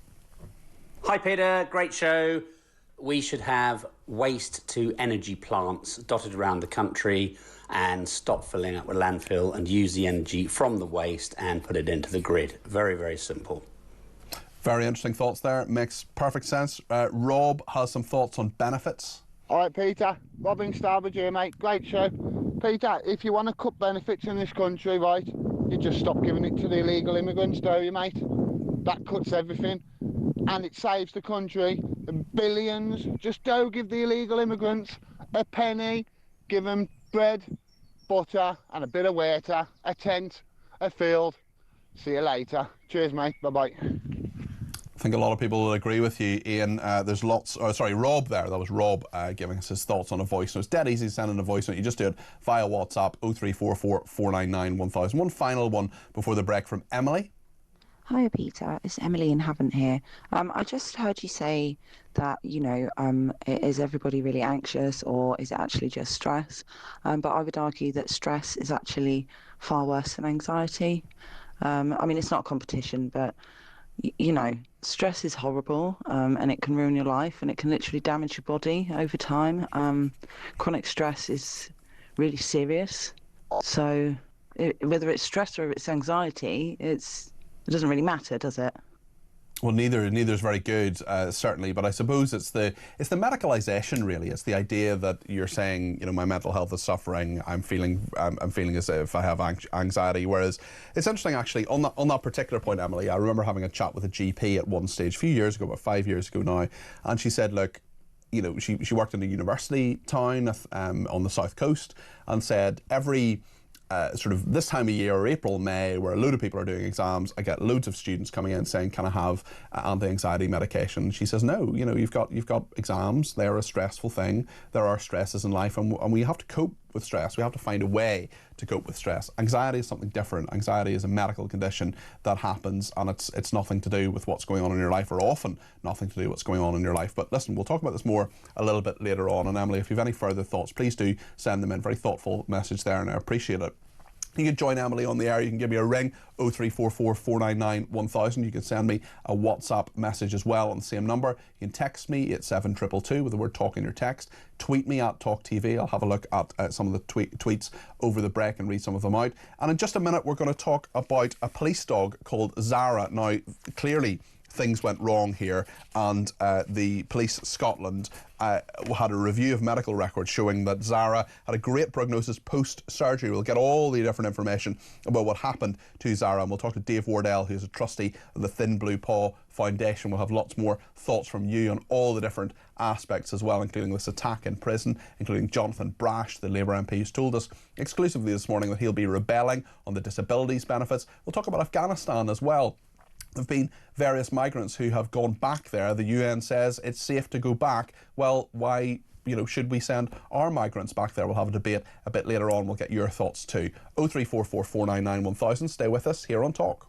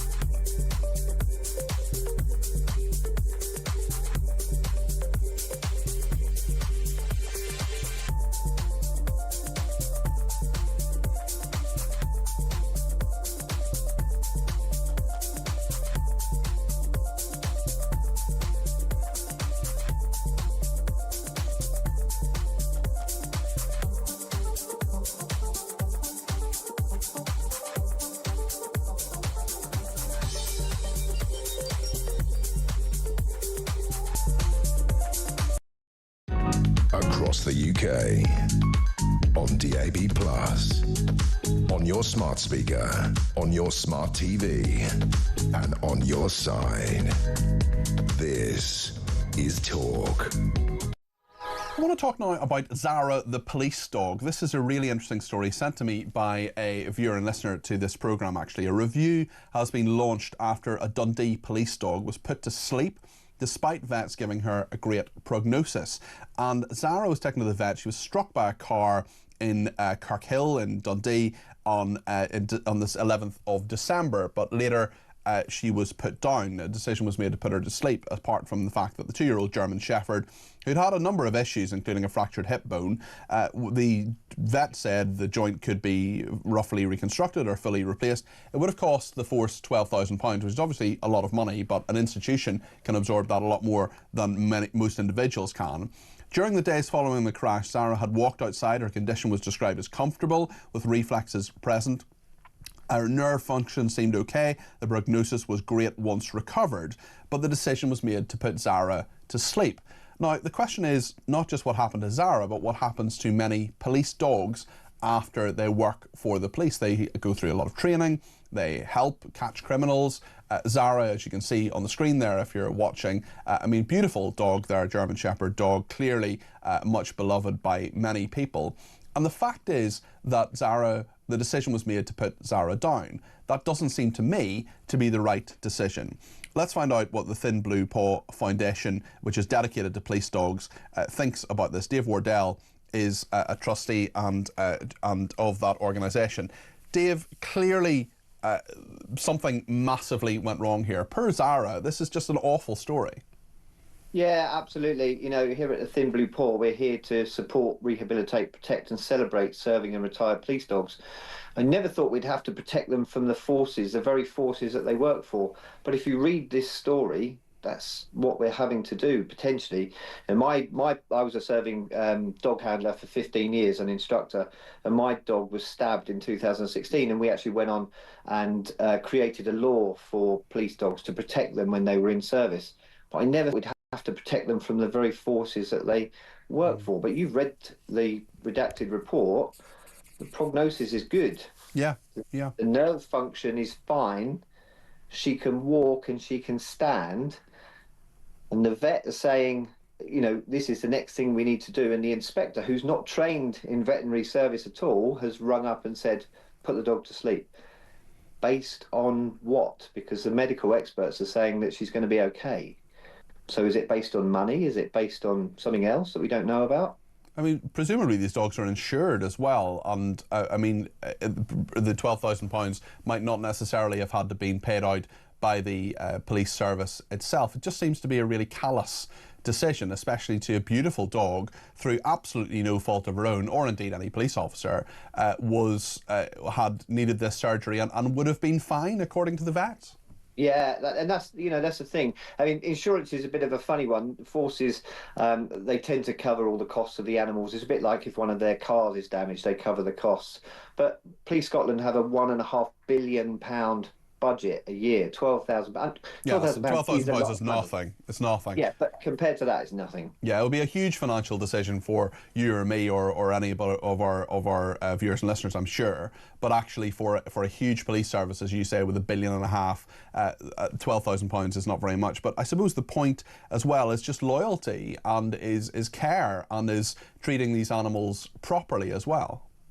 Yeah, absolutely. You know, if you go back to the financials just briefly, the training of Zara would have cost about £50,000. So £12,000 again is nothing. Yes. And you're right, it is loyal. These dogs give up their life for service. They don't have a choice about that.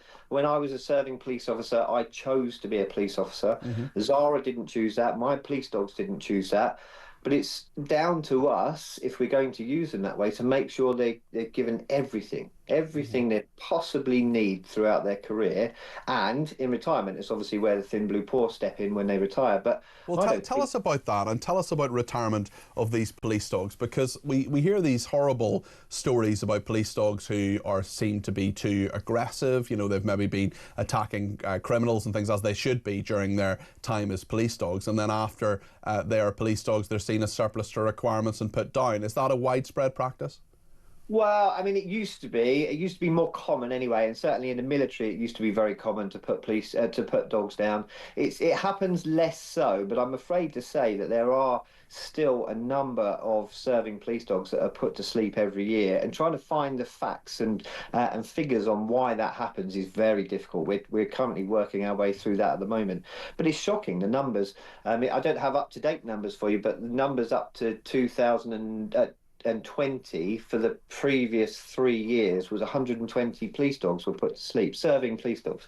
So we're going to find out what that's about, and we're going to hold Police Scotland to account. We want to make sure that this doesn't happen again, that these dogs are protected. I can't believe I'm going to say this, but protected from the very forces that they work for. I will just add that most forces and most handlers and most management teams do the right thing, but in this instance it has gone horribly wrong, and unfortunately Zara and no doubt her poor handler are the victims.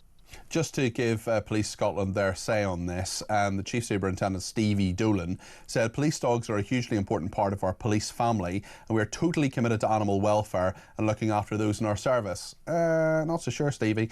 We are reviewing our procedures to ensure that any learning from the death of police dog Zara is captured, and we would welcome the opportunity to meet with representatives of the Thin Blue Paw Foundation to listen to their concerns and discuss our approach to incidents such as this in the future. What do you make of that? I go back to the vet's report, which you've read out and I've read out. Yep. The prognosis was great. She can stand, she can walk, and her nerve function is fine. It smacks to me that they haven't listened to the vet. There's something else going on in the background. Clearly, they're potentially worried about money, and they haven't spoken to the handler. You know, when my dog was stabbed, and he also had a cruciate injury in when he was 4, I was consulted. They did and ah about whether to put him to sleep, and I said, no, you're not going to do that. He will be fine. Yes, he will have to rest for 3 months, but he's got me. He trusts me. He loves me. He'll be absolutely fine, and he was. They can adapt very, very quickly, and I have no doubt, unfortunately, that Zara would have made a great recovery, and at the very worst she would have gone on to make a loving pet for someone, but at the very best she would have gone back to service and had a wonderful career, and I think that's sad. A number of people have been in touch about this, including Tracy in Wakefield, who says, what an absolute disgrace. If it was a police person, they would have not had the option to kill them. Shame on the police force and the inspector. I've always been a big advocate of the police, but every day they make it harder, says Tracy. Another person says, see what I mean about killing innocent animals. This is the vegan who was in touch earlier. Zara, the police dog's life seems to be worth less than Axel Rudy-Cabana's. That is just wrong. And Ben in Belfast says, there's no doubt that if the police force didn't want to spend the money on veterinary treatment for the police dogs, the public would be very, very happy to contribute, but the police would likely see that as too much administrative hassle. Forces need to rethink their approach in this. Putting down police dogs who can be treated and rehabilitated is totally unacceptable. Dave? Yeah, absolutely. And we're going to hold them to account. Police Scotland and any other force that decides to make a decision like this, we are going to make sure that the facts, that the actual facts, not what they want us to hear, are put out there for the public to decide. You know, these animals, they belong to the nation. Yes, they belong to the force, but they're working for the nation. They're protecting the nation, and they need our support and they need our help. So we'll hold them to account and make sure that decisions like this are made properly by the correct people, because that has not happened this time. What happened in your career over 15 years? You must have some stories from being a police dog handler, Dave. I actually wrote a book about them called Fabulous Finn, and Finn and I actually went on Britain's Got Talent and made it to the finals in 2019 to talk about his amazing career and what he did. I know, yeah. And he's got a law named after him called Finn's Law. Tell us about Finn's Law. What is that? Yeah. So Finn's Law. So Finn was stabbed in 2016. Worst day of my life. Absolutely heartbreaking. I thought he was going to die in front of me. And he'd been stabbed through the chest. So he had 4 holes in his lung, and he'd had the top of his head sliced open as well. But when during the recovery process, obviously they're doing their investigation, and they said, right, we need to get some charges together for this guy. It's going to be criminal damage for what he did to Finn. And I was documenting Finn's recovery for the public, and like me, they were like, what do you mean criminal damage? Finn's not a broken window, he's not a slashed tyre, he's a living, breathing animal. Why isn't there a law protecting service animals in this country? And there was in Australia and in Canada and in certain states in America, but we didn't have one here. So we set about creating a new law, and 18 months, 3 years it was from his attack until the law was born. Well done. I mean, that's a big achievement. Is Finn still with us? No, sadly, we lost him a couple of years ago. Again, that was heartbreaking, because he was a very, very, very special dog. And we're unveiling a memorial to him in July this year. But he's not the only special one. They're all very special. Zara, an incredibly special dog. I've heard some amazing reports about her, about what she was like. You know, yes, she was fearsome at work, but she was a wonderful dog at home. Will you meet Police Scotland to talk about this? Will you have a meeting with them? Yes, we are planning to go and see them in the next couple of weeks, so we can always come back on and let us know how that goes. Just stay in touch with us, Dave. I'd be really interested to find out how that goes and whether you make any progress on this, and whether there's any apology as well, because this just absolutely shouldn't have happened, and it does. I mean, I know I've read out their statement, and it says we are totally committed to animal welfare. I'm just not sure they are really, if they're putting down a dog that could have been rescued. Really, that could have been saved. What would your advice be to someone who wants to take on a former police dog? Can they be a bit of a handful? I mean, obviously adopting dogs is something that I absolutely advocate. I'm a big advocate. Adopt, don't shop. I just wonder, does it take the right person to have a police dog in retirement? Certainly, any dog owner obviously needs to think long and hard about getting a dog, because it's such a huge responsibility. Absolutely, and that one line you said at the end there is very important. Anybody who's thinking on taking on any dog needs to really think about the ins and outs. I've left the police now. I now run a German Shepherd rescue, and some of the stories about the dogs that come in and why they come in, it just beggars belief. But so think long and hard. But taking on a police dog can be very, very rewarding. I've got a retired police dog here, and he's phenomenal, and he's settled into retired life really well. Yes, you have to be a little bit mindful about what he was trained to do and what he's capable of, but he loves a trip to the beach, and he's actually really social. I wouldn't want to break into my house with him here, but he's an incredible dog, and anybody who's had a German Shepherd before will know, or a Malinois will know what they're like, and they do have certain needs and requirements, but they can really settle, and they've earned that wonderful retirement. They've earned the opportunity to go to the beach and paddle their feet and stick their head out the car. And, they've served their country, and they really do deserve it. And Thin Blue Paw can always step in and help with vets bills and things, and rehabilitation and things like that as well. That's what we do. We have a texter from Northern Ireland who says that they think you maybe brought Finn to Parliament buildings and Stormont at one stage. Was that correct? Yeah, so Finn's been all over the place. So we had to do Finn's Law Scotland, because they're devolved when it comes to animal welfare, and Finn's Law Northern Ireland, and Finn's Law Wales, England and Wales. So Finn's been to parliaments around the country. I think he went to Westminster about 26 times, and they all knew him. I had to go through all the security checks, but they just used to take him off me and take him through and give him lots of fuss. And he actually barked his approval in the House of Lords on the final vote. So he was very well known. Brilliant. Do you know what? I actually interviewed Steve Darling recently, the Liberal Democrat MP who has the guide dog, and he said some of the big tough security staff, the machine guns at Parliament, they looked at his guide dog Jenny as if it was their newborn. They were totally went weak at the knees. I just wonder if you're looking at the situation with military dogs as well, because you mentioned that a little bit earlier on, and making sure that they get a good life after the military. Is that something that the Blue Paw Foundation is also looking at? So we look after RAF police dogs as well. We don't look after the military dogs. There are a number of other charities that do, but making sure that these animals are cared for in retirement will be something that, and in service, it'd be something that I'm involved with until my last breath. Again, they've worked for their country. They didn't ask to. If they're trained right and they're looked after right, they can have a wonderful life. And I know my police dogs had a wonderful life. But I remember there was a big hoo-ha when Harry's protection dogs came back from Afghanistan with him, and they were both put to sleep, and that really kicked it off for the military. And I know they changed a lot of things after that. And I actually know the guy that runs the centre up at Melton Mowbray, and they are doing some wonderful things up there. We just got to go to a break, so we'll have to leave it there. But just before you go, Dave, I just want to read out a message from Mary in County Down, who says, Police Scotland have taken on a formidable adversary in Dave. His campaign for Finn and other police dogs is phenomenal. He is a real hero for police dogs. Thank you. The dogs are the heroes, but thank you very much. Very kind. Thank you, Dave there. That is Dave Wardell, who is a trustee of the Thin Blue Paw Foundation. Lots of reaction to that. We'll take some calls and get your voice messages and all the rest of it after the break. Stay with us.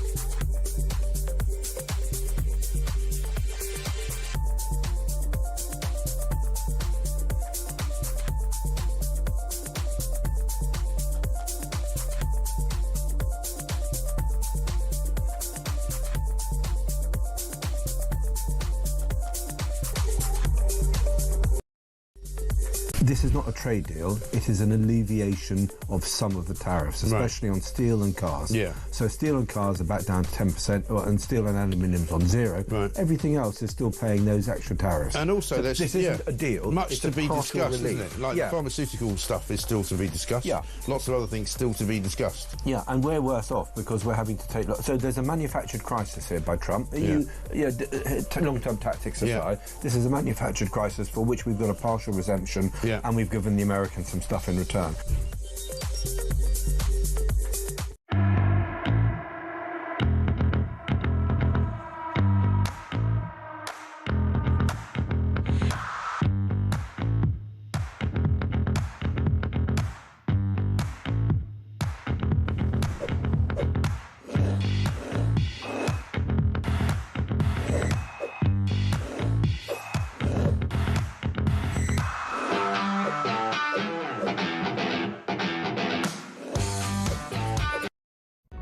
Across the UK, on DAB+, on your smart speaker, on your smart TV, and on your side. This is Talk. Kitty in Kent has sent me a voice message about dogs. Hi Peter, Kitty from Kent here. Love your show. So I was just going to say that my dad was a Met Police officer, dog handler for many, many years when I was growing up. So we had a lot of German Shepherds, and what they used to do was they would train them, they would work for a certain number of years, and then they became family pets, so they would stay with us, and he'd bring in another dog and train those and repeat it, to the point where we had up to 3 dogs at one point. If they train the dog and the dog's not up to scratch, what certainly used to happen then was they would rehome them, and quite often a police officer who wasn't a dog handler might have them as a pet, or they would put them out somewhere, I guess, to be adopted and made as a pet. And they were always treated incredibly well. And because of their training, although they're trained to chase people and bring them down if necessary, they're also trained to be amongst people, which is why they often go up high streets, so that they don't just become vicious and randomly bite people. Anyway, I hope you get to enjoy some sunshine today. Thought I'd let you know that. Bye. Kenny, really interesting. Thank you for that. Appreciate that. And actually, I've thought a lot on interestingly, with guide dogs as well. I talked about interviewing Steve Darling there recently, the Liberal Democrat who has a guide dog. And like police dogs, guide dogs, a lot of them don't make it. You know, they have to be really, really highly trained. They have to be 100% correct. It's so important that those dogs reach the right standard. And the ones that don't, I remember Steve said, oh, some people call them guide dog failures, but he calls them fallen angels, which I thought was a lovely way to describe them. And there are loads of people, dogs who train for these things, who don't quite make it, but make wonderful, wonderful pets nonetheless. John is in Merseyside. John, I think you were a dog handler, is that right? I certainly was, yes, for the Home Office. Well, prison stroke police. Okay. But that lady just blow me thunder. Because she's totally right. I ended up with 3. A passive dog, a proact dog, and a firearms dog. But I went to Lindholme and I went to Melton Mowbray and all that and did all my training. Yeah. The thing is, I can't understand if that poor dog that's not here anymore. Yeah, Zara, yeah. She was of a good breed. Merseyside Police used to have a breeding programme for puppies. Yeah. And you could take them, like foster them. I can't understand. Because it costs something like, I've been retired for 10 years on that, it was costing 15,000 quid for an 8-week course. Yeah, well, in Scotland, I mean, we were talking to Dave earlier, he says it's more like 50 these days for so much of the different training. And even financially it doesn't make sense, but from a humanitarian point of view, it's just horrible. The thing is, I was given the chance. My dogs used to work for 8 years, and then what came in then? The foot and mouth. Right. And I was given an extension on my licence to work in the prisons up in the northwest, and that was an extension. That the government gave you that because you had to have a licence. Yeah. But and then they were written to you or given to you if your family member wanted that. Yes. So you were taking another dog on. Yeah. But when I went to Lindholm, which was where our... John, we've got to go to the news. I'm sorry to cut you off there, but we've just got to go to the news. We'll get the rest of that after the break. Stay with us, John, and stay with us here on Talk.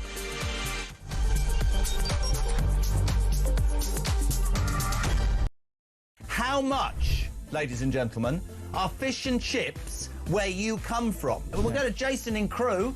Jason from Crewe, fish, chips and peas, £7.50. It's the best chippy in England. Janice in Leeds, go. Regarding fish and chips, in Leeds it's between £9.50 and £12.75. Whitby, how much is fish and chips?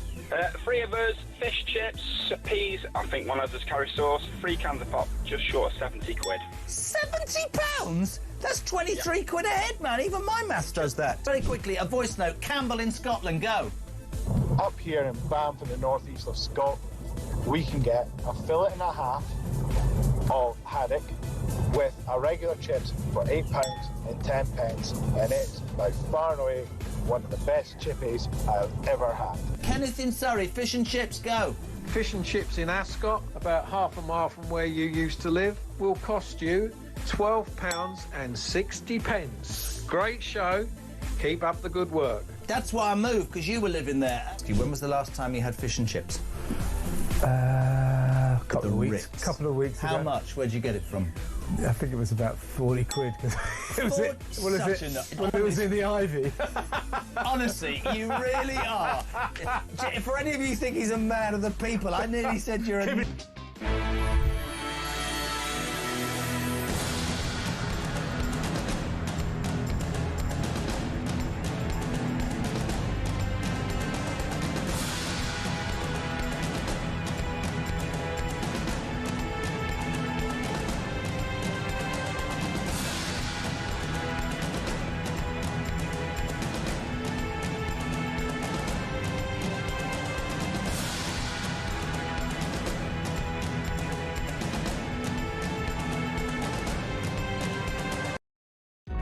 Across the UK, on DAB+, on your smart speaker, on your smart TV, and on your side.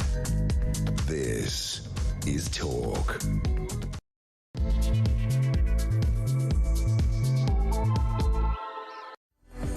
Hello there, this is Talk. It's Peter Cardwell here between now and 1 o'clock. I'm back tomorrow as well between 10 and 12. Thank you so much for your company. I'll tell you all that's coming up in the next hour, but I just want to go back to John in Merseyside, because John, you were cruelly cut off in your prime there. We've got to go to the news at certain points. I do apologise for that. Come first, Pete. Now, what I was the point I was trying to get over was... Yeah. When I was a dog handler, and I take my hat off to Dave Cardwell for the Dave Wardell there, yeah. Foundation. Yes. When I was down on courses, it was usually like twice a year, 3 times a year, but you did 8 weeks with your dog, and if your dog didn't come up to scratch for whatever reason, there was always a list of people that they had in the centre, and they'd come up and pick your dog up. Yeah, and I'm sure Zara could have found a home, even if she wasn't... well, first of all, the vet said she could go back and the prognosis was really good, but if any problem had emerged, a loving home would have been there, I'm sure. But half the people said, we can't get on the list. Right. I'm talking about a shepherd. I'm talking about a Labrador. I'm talking about a Springer Spaniel that's obviously drug-related more so than a German Shepherd, but they're dual things. Yeah. But there was loads of people that had taken her. And I'm sure loads of people would have taken Zara as well, John. John, listen, thanks for your point there. I'm glad you got to make the final point there. Sorry, we just have these junctions, and the news is one of them that we absolutely just have to go to. And I have someone shouting in my ear saying 10, 9, 8.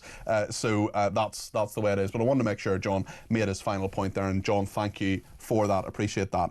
Coming up this hour, we're going to talk about the migrant crisis. Very interesting, the United Nations talking about sending people back to Afghanistan. They say it's safe there. We'll also talk about whether you're you're anxious or indeed stressed, everyday stress now labelled as anxiety, a shift that turns normal emotions into medical problems and individuals into patients. Gus Carter has written a big article about it for The Spectator. We'll talk about that a little bit later on as well. We'll talk about the man with tattoos, whether he should have been given asylum as well.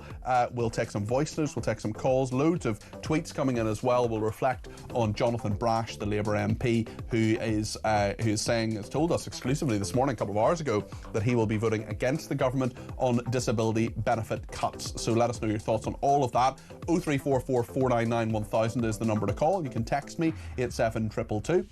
With the word talk in your text. You can tweet me at talkTV. You can send me a voice note, less than a minute please. You can send me a WhatsApp text message, or you can give me a ring on 0344 499 1000. Loads of ways of getting in touch with me today between now and 1 o'clock, and tomorrow between 10 and 12 we're going to be speaking to the Shadow Home Secretary, Chris Philp. Lots of other goodies for you as well tomorrow, so do tune in between 10 and 12. But let's get on with the show now, between now and 1 here on Talk. Well, a viewer actually spotted a video from the United Nations this week, and I just want to play a little bit of it. It's about returning people to Afghanistan who are refugees. Let's have a look at this. So I'm here up near the border between Afghanistan and Pakistan, and the families, the communities here, they've come across the border, some of them forced to leave, and we're here to meet them. And at first glance, this feels quite chaotic. You've got logos everywhere, different UN agencies, different NGOs, but that's the key to it, that we are working together, that we're trying to be the first port in the storm for these families as they arrive. So I've been with UNICEF in there in a safe space for the kids. The World Food Programme here are handing out high-energy biscuits. You've got UNHCR, IOM registering people as they come across. The World Health Organization doing polio vaccinations. UN Women making sure that women have a safe space too. And of course, OCHA are here coordinating all of that and working with this UN family. Great NGOs working here as well. The NRC, Save the Children and others. In a time of budget cuts, it's even more important that we work together in this coherent way as one family, that we really maximise what we're doing so that the whole is greater than the sum of the parts. Tom Fletcher there talking in that video from the UN. He is the UN relief chief, essentially, at UNICEF. He's the person who's saying, Afghanistan, we're bringing people back, we're helping them. We saw in that video, or if you're listening on the radio, I'll describe, people getting vaccinations, people signing forms and getting all sorts of different administrative things done, polio, vaccinations, various things, drops being given to people, lots of ways people were given food, bringing them back to Afghanistan, giving them that start, because Afghanistan now deemed by the UN clearly safe enough for those people to go back. And the question I thought about when I saw that video was, well, if it's safe for them, what about the UN, what about the refugees from Afghanistan, I should say, who are in this country, who we've brought in through safe and legal routes? Well, let's talk about this with Stephen Wolfe. He's Director of the Centre for Migration and Economic Prosperity, and Dr S. Chelvan, who is Head of Immigration and Public Law at 33 Bedford Row Chambers. Dr. Chelvan, maybe I can start with you, actually. What is the legal position here when we're talking about people who we've taken in as asylum seekers, refugees? We've said, yeah, okay, fair enough, you're from Afghanistan, that is a war-torn area, absolutely, come on in, we will help you. They're processed, they're given asylum, and then hold on a second, actually, Afghanistan, according to the UN anyway, is clearly safe. Can we send those people back? No, Peter, we need to distinguish between the safe legal routes where individuals were coming through to Afghanistan since the UK and coalition forces basically ignored them and escaped in August 2021, and those who are given asylum. If they're given asylum, they're not returnable. They're 5 years leave to remain, and then they apply for indefinitely to remain, depending on active review. But importantly, when you look at that video, it's about forced displacement, forced returns by Pakistan to Afghanistan. That's been happening for years. So what the United Nations Relief Chief, Tom Fletcher, is basically saying, and you see the subsequent tweet, he talks about 16.6 million in US dollars raised in relation to the drought crisis in Afghanistan, is that providing a temporary hub before individuals have been forced to cross the border from Pakistan to Afghanistan. They're not saying these people are safe. The United Nations and with other relief agencies are dealing with a humanitarian crisis where these individuals are forced to return across the border into Afghanistan. Now, here in the UK, the most recent Home Office guidance is August 2024. We accept that there are risk factors. I mean, for goodness sakes, this is the Taliban, yes? So we know that women are not safe. We know that LGBTI people are not safe. We know that ethnic and religious minorities are not safe. We know that interpreters are not safe. We know that individuals who work for international organizations before the Taliban control of August 2021 are also going to be arrested. So that is the policy. So please don't misinterpret that video. Watch the video in its entirety. It talks about those people. That is the video in its entirety. That's the entire thing that was posted. And they refer to forced displacement in relation to returnees across the border. They're dealing with the crisis of those individuals who are forced to cross the border from Pakistan to Afghanistan. They're not individuals who choose to come back. Stephen, what do you make of this? Well, actually, on this occasion, Peter, I have to agree. As someone who looks at international law and looks at the picture of immigration globally, it does say that at the moment this is a forced replacement because of people are being forced out of Pakistan into Afghanistan. So on that principle, it is quite right that the United Nations, alongside the Afghanistan government, is being able to try and work on a way that they can help those people who are being pushed back.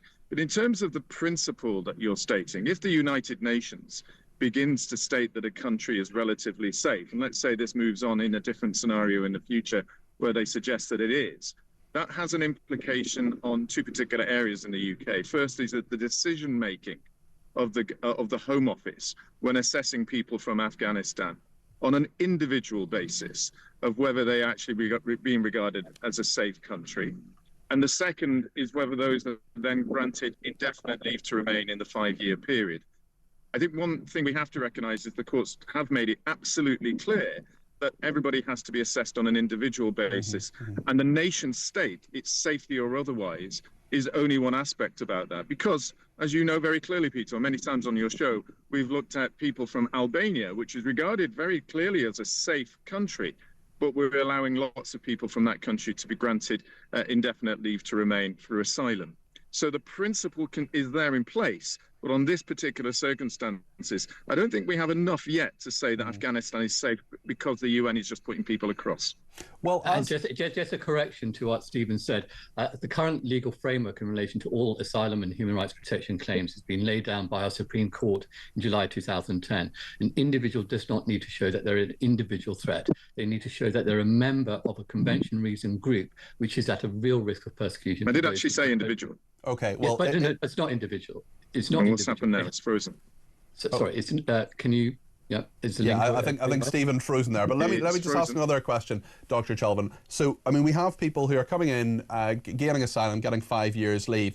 If things do change, if a country does become safe, what should happen then? Surely, is it not reasonable for people to say, okay, 3 years ago this country was unsafe, now it's been deemed safe, you should go back? And that's always that happens. There's a process of active review which happens when the individual who has refugee status applies for indefinite leave to return, remain. So that already happens. There's active review, and the individual has to say why it's still not safe for them to return to their country of origin. So that's been happening for years. It's not a new news story. It already happens. Okay. Stephen, I wonder if we could get your thoughts on another story that we have today just before the two of you go. Stephen, perhaps I'll ask your thoughts on the man with the tattoo. This is a migrant spared deportation because he has tattoos. A Kurdish man who's granted anonymity says he faces a violent reaction from his family because they felt his tattoos deviated from the principles of Islam, and he's been given asylum on that basis, or partly on that basis. Look, this is one of those particular cases where I would say that it's not really a particular relevant issue, but of course the courts have deemed it otherwise, and they're able to do so because of our principles laid down in common law that have come down from the European Courts of Human Rights as they all combine into the immigration law that we know today.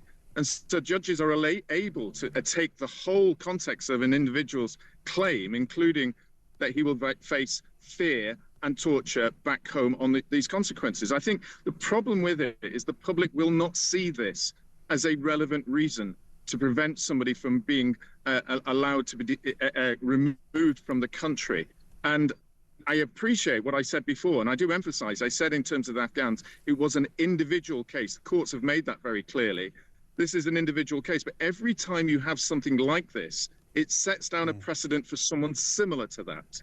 And the judges can then look at that. Can I yes, of course. Go ahead, Dr. Shelvin.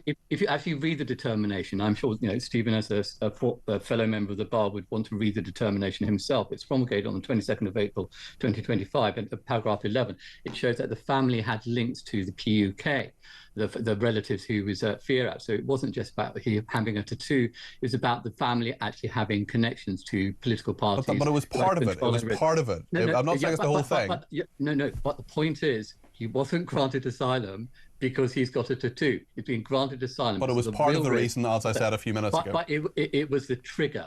Peter, it's very important to know the full factual basis that your listeners are really quite clear. Of course, and I said it was part of it. That's what I said.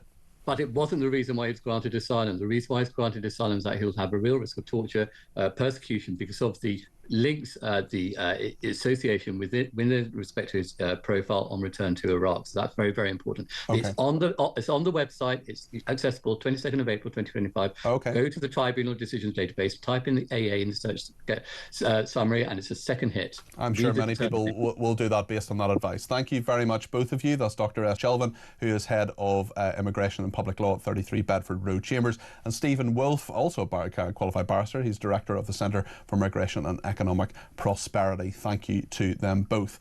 Darren's been in touch with a voice note on migrants. This is what Darren has to say. Afternoon, Peter. Darren from Suffolk. Great show as ever. I'm actually in Italy at the moment. I've been spending a few days in Rome, and do you know what I've seen or not seen? I've not seen any migrants in Rome, which is amazing. Do you think how close it is to Africa? And that's because I believe Meloni has reduced it by 60%, not giving them any benefits whatsoever. I didn't see any migrants begging, none in tents, none come out of hotels, nothing. Do you know what? Everybody looked Italian and everybody looked happy. Thanks very much for your reflections there, Darren. I appreciate that. Ken's been in touch and says, regarding the Afghan people and their ability to be returned, it seems to be accepted that they can't be. However, it is quite clear that many who boarded those flights after the fall back to Taliban control were not the people who the flights were intended for. It is perfectly possible for people to visit Afghanistan, as evidenced by the fact that Ariana Travel has an office in London. It's the flag-carrying largest airline of Afghanistan. Many of the people we should have got out are still there due to others who effectively gate-crashed the flight out. Ken, I totally agree with you, and in fact I've been in touch and indeed I've interviewed someone who still can't get out, who was a translator for the English and the UK and the Americans. Joanna in Salisbury says the man with a tattoo could have had it tattooed over or removed, not an excuse but his choice. Sue says the man with the tattoos did not have to go back to his family. Surely the country is big enough for him to go somewhere else. I don't believe his story.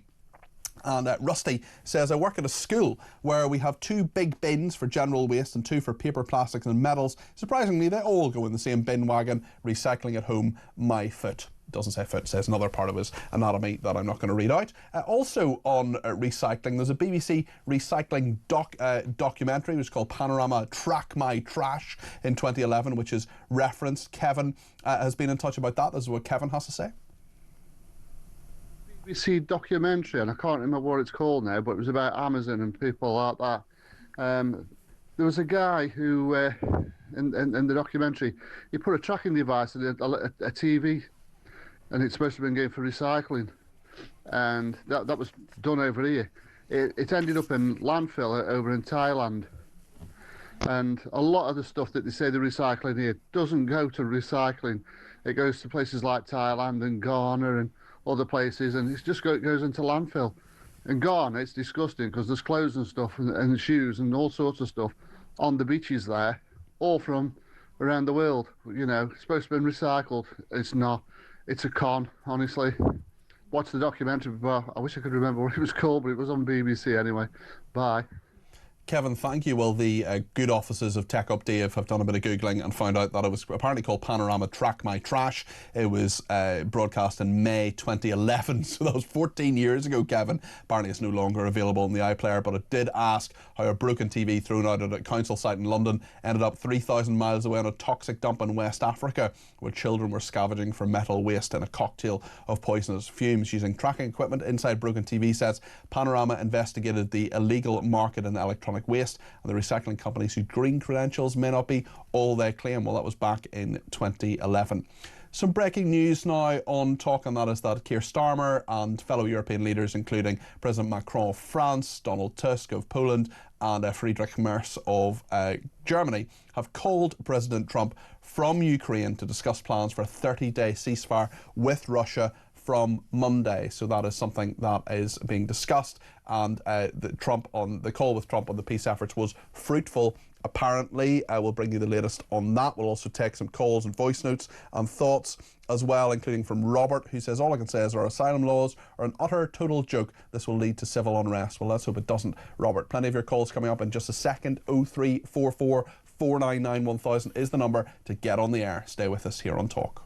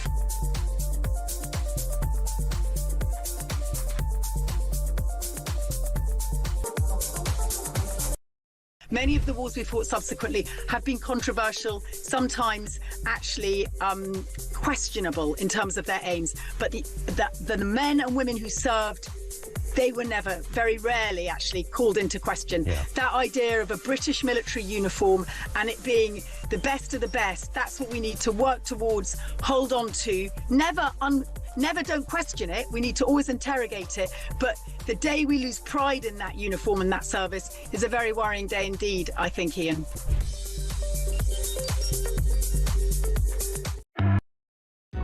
Across the UK, on DAB+, on your smart speaker, on your smart TV, and on your side. This is Talk. Loads of reaction on Twitter to what Jonathan Brash told me a couple of hours ago. He is the Labour MP for Hartlepool, and he said in an interview, he hadn't said it before, he said it exclusively to Talk, that he will be rebelling on the disabilities legislation that is coming up in the next little while. He's one of, there are quite a few Labour MPs, about 42 of them, who wrote a letter to The Guardian this week saying that the Labour had done the wrong thing. Rachel Reeves, Liz Kendall, she's the Work and Pensions Secretary, have done the wrong thing. This is what Jonathan Brash told me a bit earlier on in the programme. I think it's really important to be clear about this. So much of what is in that green paper is absolutely right. We have to reduce the benefit bill in this country. We have to get people back into work. Work is absolutely the right place for people to be. And I think we've gone through a generation where the benefit bill has skyrocketed. But cutting support for disabled people doesn't solve that problem. Well, thank you to everybody who's been in touch on this, including Tobias on Twitter, who says Jonathan Brash's regret over the winter fuel allowance cut is hollow. He also mentioned that in the interview. His vote harmed pensioners, and now he cries crocodile tears. Actions speak louder than words. Resign if you can't stand by your decisions. Hashtag Labour betrayal. Hashtag empty apologies. Mr. Brash says Bernie knew that cutting winter fuel was and is wrong. Incredible decision, knowing our fuel prices are loaded for net zero. It was cruel. All Labour MPs did, but they're too hedonistic for power. It cost them their entire credibility. And on the decision to rebel on the disabilities aspect, Yorkshireman says he thinks he's going to lose his seat. Lots of very, very similar thoughts on that as time has gone on. Tell us what you think. 0344 499 1000. Quite a lot on Axel Radicabana as well, who threw boiling water over a prison guard. And Simon says Rudy Cabana could not have been given a whole life order due to his age at the time of the murders. He was 17. I've forgotten about that actually, Simon, so thank you for that. Judges do not have the power to impose such a sentence on under 18s. Personally, hanging would be far too good for him, says Simon. Rotten Lass says if we estimate the cost of keeping alive Rudy Cabana for the next 50 years, including security, food and entertainment, about 50 grand minimum, do the maths, we're talking about £2.5 million. Is that worth it?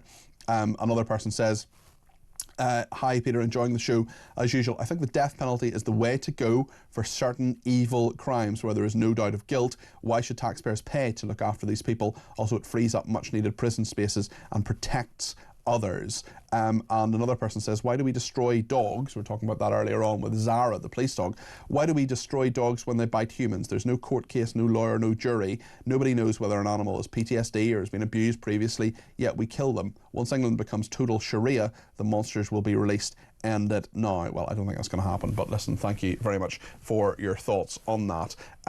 We're going to talk in a minute or two to Gus Carter. He's the Deputy Features Editor of The Spectator magazine, written a really interesting article about the differences between anxiety and stress. And I don't want anybody to be stressed, but anxiety is a medical condition. Grace has been in touch from London with her thoughts on this. Grace, thanks for giving us a ring on 0344 499 1000. What would you like to say?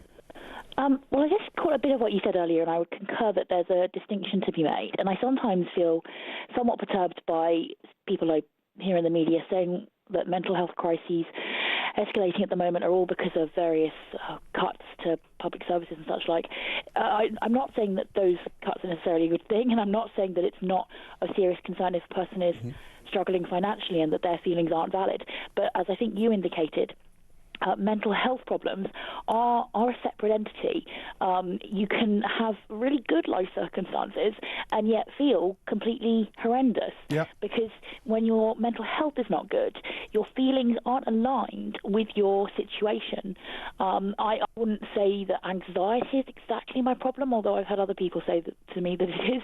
But I have felt at points very, very low, and I've been put on antidepressants. I'm sorry to hear that, Grace. I hope they helped you. Thank you. Well, I find that antidepressants help slightly with the really, really obsessive, irrational thoughts in my head. I have ridiculous obsessive thoughts and compulsions, which are probably partly connected to being on the autistic spectrum and to my eating disorder. And I feel inescapably that I must do certain things, even though I don't feel that I want to. There's not a rational need to do them, but I can't escape them. Well, what sort of things, Grace? Well, particularly things relating to food and exercise for me. Okay. And it really impacts everything, and I get irrationally stressed if I'm unable to do those things. And it makes no sense. And I really believe that they do not matter. And yes, I can't get rid of those feelings, but the medication helps slightly in reducing those feelings. But I feel, I mean, as a Christian, I really believe that God's value for us is not in what we do or achieve, let alone how we look. So I don't believe that it matters whether or not I'm thin, and yet I can't escape terrible worry about not being thin enough, and therefore I can't eat unless I exercise for hours and hours and hours, and it makes no sense. But that's awful, Grace. I'm so sorry that those thoughts are part of your life. I mean, that is clearly a mental health condition.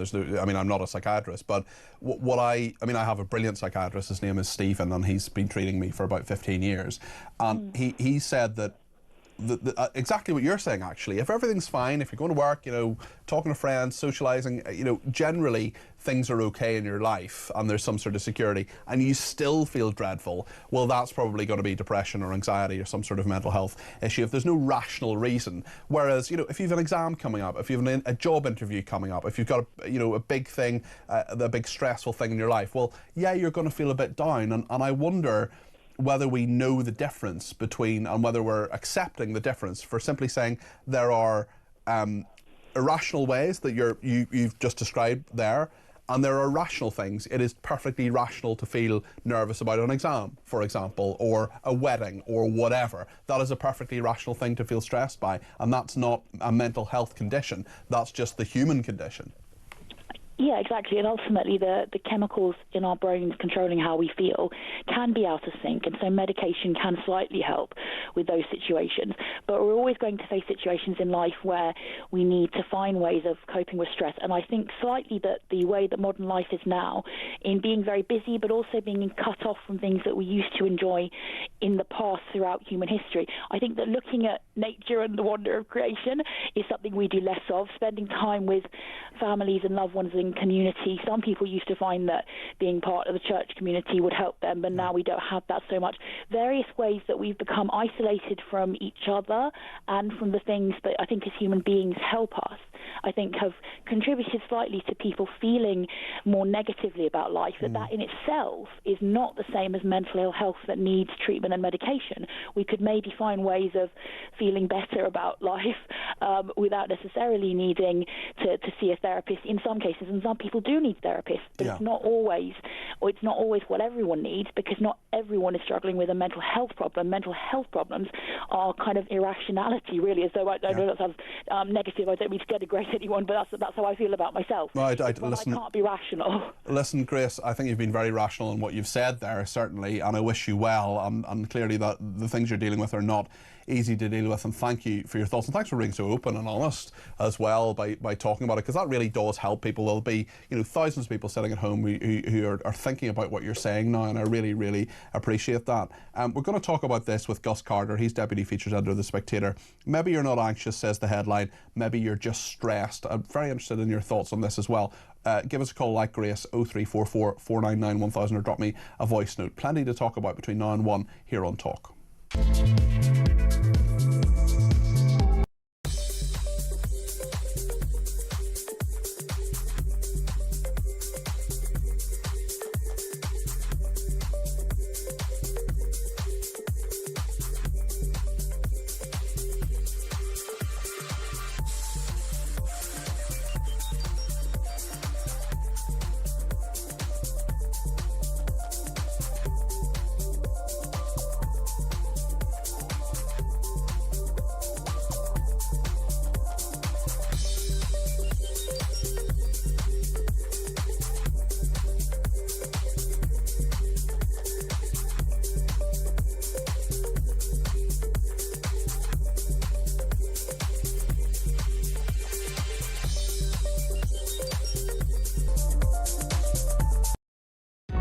Across the UK, on DAB+, on your smart speaker, on your smart TV, and on your side.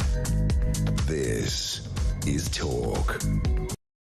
Thank you to Mike. He's been in touch. Just looking at my tweets there during the break. You often see me at the end of a break with a phone in my hand. It's because I'm just checking Twitter.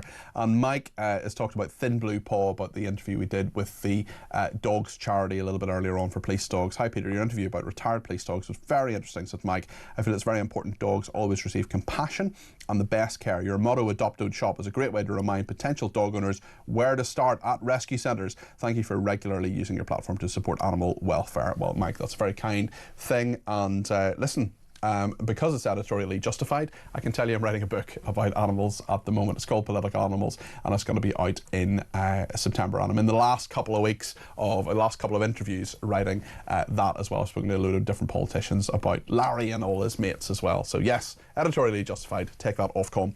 Dr. Shelvin says Theresa is part of a huge immigration problem we all have. He will find any loophole and excuse to stop deportation of illegal migrants. We are doomed. Great show, says Theresa.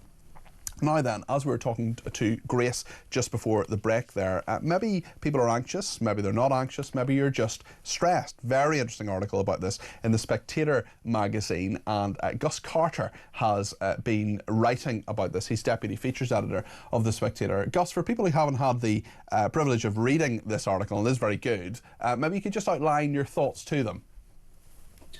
Well, thank you very much for having me on, Peter. Yeah, the argument that I make is that essentially the concept of anxiety has replaced, to some extent, the idea of stress. And we can see that in Google search data. The point that I wanted to make is that those words are not analogous. They mean slightly different things, and they lead us in different directions. So, for example, stress is something that we tend to think of as coming from outside of us. So we can have stressful bosses or jobs, dealing with children stressful, that kind of thing. But it is something that exists outside of us and impinges on our lives. When we talk about anxiety, we tend to think of it in terms of something that is from within us, that it's some kind of disorder, that there's something going wrong there. Yeah, it's interesting. And stress, when I entered the English language in the Middle Ages, you write about that. It was used to describe sieges or famines, more things that happened to people rather than individual sort of failure or problems themselves. I wonder, just in regard to the language we use about this, I keep hearing people saying, oh, I don't like that person, he's not good for my mental health, and things like that. It's not quite accurate, is it? No, I don't think it is quite accurate. I do think there has been a shift towards using slightly more medicalized language. I think partly that's, like everything, it's social media, but it's also people feeling a need to kind of justify how they are experiencing emotions. So it becomes more legitimate for some reason to say, well, this is a medical condition, rather than something that is, that you're finding difficult, or finding that particular person, difficult to have around. Irritating, rather than, yeah, exactly. Yeah. Exactly. I mean, it is interesting, and also OCD is another thing. I mean, Grace, talking to her, I think it's sort of medically diagnosed, but OCD, it can just be the desire for a tidy kitchen. And tell us about this concept of the nocebo effect. Yeah, well, the point I was trying to make, and I'm not at all, I really enjoyed listening to Grace talking there, and I do really sympathise with her. I'm not at all trying to talk down people that have these medical conditions, of course, when they've been diagnosed by a medical professional.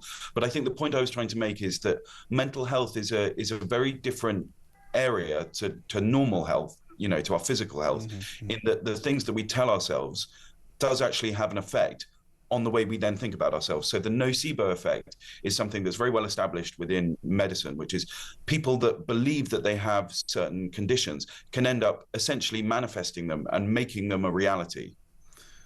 And just tell us how that works. Tell us how that sort of practically affects people's lives and what they do to do that.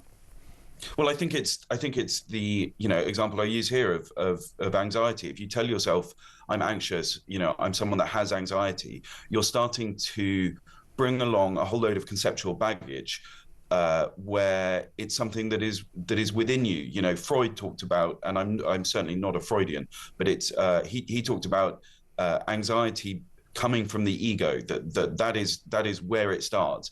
And I think it's a concept that we all sort of understand, that anxiety is something that comes from within us rather than from outside.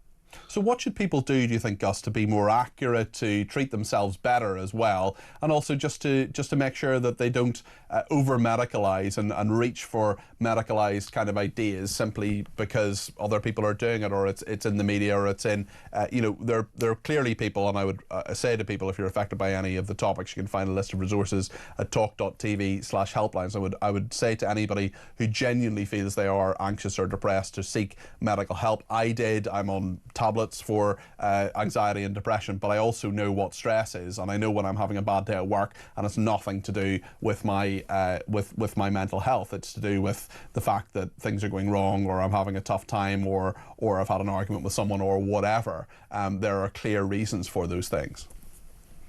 Well, I think one of the most interesting strategies, I studied philosophy at university, and I had a really excellent Russian lecturer, and she once said to us, people have this desire to name the emotions that they're experiencing, and you really don't have to do it. You don't have to tell yourself, today I am feeling X, today I'm feeling Y. You can just not, you don't need to use language to describe how you're feeling. Okay, well, Gus, thanks for that particular aspect. There's actually another thing you've written in The Spectator as well, which I was reading yesterday. I'm a bit of a fan of that magazine. It's the cover article of The Spectator as well, which I think is going to resonate with a lot of our viewers and listeners as well, about scuzzy Britain. Just tell us your thoughts on this. Yeah, well, I mean, in some ways, these pieces might actually almost be in kind of contradiction, in that there are quite a lot of reasons to feel a bit down about the country at the moment. I think what I was trying to do with that was to tie together lots of different things that we all perceive in our environment. So low-level antisocial behavior going unpunished, things like littering, police essentially just unable to do basic policing, and to try and tie it all together with other elements like, public toilets getting shut down, a massive rise in fly tipping, and try and give it a label. And the label I chose was Scours Nation. And that's very interesting. I mean, tell us about the time, you write about it in the article, about the time you tried to ring the police and ask them to help on one occasion. It's happened multiple times. I mean, there was one where there's a Polish street scammer who walks around Westminster, and she goes up to men and says, I'm stuck in London, someone's stolen my bag, can I have some money so I can get back to Cambridge? And I fell for it, and one of my colleagues fell for it. We've actually just hired a new colleague, and she knows someone that has fallen for it too. And I saw her doing the same trick on a guy outside Victoria Station. And I thought, right, I've had enough. I'm going up to her, and I said, you're not doing this. I know you're scamming people. I'm calling the police. And so I did, and she didn't try and run away or anything. But she started crying, and she was like, no, they're going to deport me. They'll send me back to Poland. And I got through to the police, and they told me that it was going to take over an hour to have a police officer turn up. By the way, this is next to Victoria Station in central London. And I said, that's not good enough. I don't know whether she's working as part of a gang. I could be putting myself at risk. And the woman on the phone on 999 burst into tears. And I found that I was standing there with these two women crying. And I just thought, I'm the one creating the problem here. I should have just let her carry on, Yeah. It's hard to know sometimes what to do, but also it comes back to my fundamental question I ask so many times on these programmes, which is what is the value and what is the reward for doing the right thing? And often, you were trying to be a good citizen there, and actually it just made life so much more difficult for you as a result. Yeah, exactly. And I think so many of your listeners and viewers will have experienced exactly the same thing. I moved into the flat I'm currently in about a year and a half ago. And I think there's probably been about 10 car break-ins since I've been here. I tried calling the police never turned up. I emailed my counsellor, she sent me back to the police, who told me we don't often work the nights. It just seems ridiculous. Well, the police saying they don't work at night. I mean, yeah, exactly. So there is a distinction apparently between community police and then kind of active response police. I've been sent to the community police. But I mean, what kind of police officer thinks that criminals only work a normal 9-to-5 shift? It's crazy. Yeah, totally. Listen, thank you, Gus. You've given us a lot of food for thought there. I appreciate that. That's Gus Carter there, who's the Deputy Features Editor of The Spectator. And if you're affected by any of the topics we were talking on a little bit earlier on, you'll find a list of resources at talk.tv/helplines. That's talk.tv/helplines. And lots to discuss. I've got some thoughts from Bill on the death penalty. I've got some thoughts from Carl on recycling. Anything else you want to put to me between now and 1 o'clock, give me a ring. 0344 499 1000. Plenty to discuss after the break.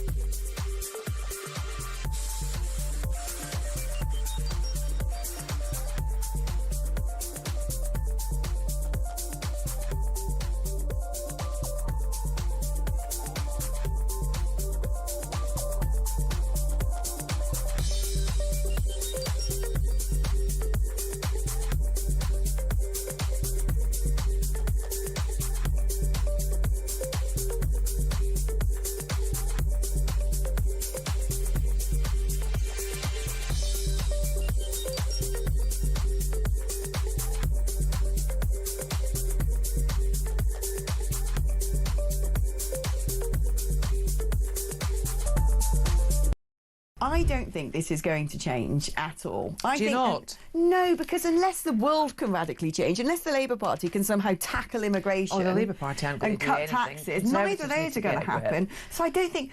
I did read, though, somebody, I think it was the, was it Better Together? Luke Trill, the pollster, who people say is quite a sober pollster, very, very sensible pollster, has said that actually if Boris Johnson came back, then the Tories would beat reform.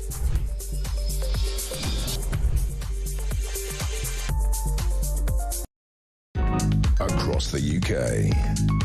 On DAB+, on your smart speaker, on your smart TV, and on your side. This is Talk. Well, time now to find out how you could be in with a chance of winning a weekend away in Munich at the end of May to watch the biggest game in European football, the Champions League final. We're also putting £5,000 in the winner's pocket to spend however he or she wants. Win a once-in-a-lifetime trip to watch the Champions League final live. Go to talksport.com/win for your chance to embark on the ultimate odyssey of football ecstasy. With 2 tickets to the Champions League final live at the iconic Munich Football Arena, Germany, including flights, accommodation, and an uber-massive £5,000 in your hand. How about that? Enter online now at talksport.com/win. Terms and conditions apply. Achtung, baby.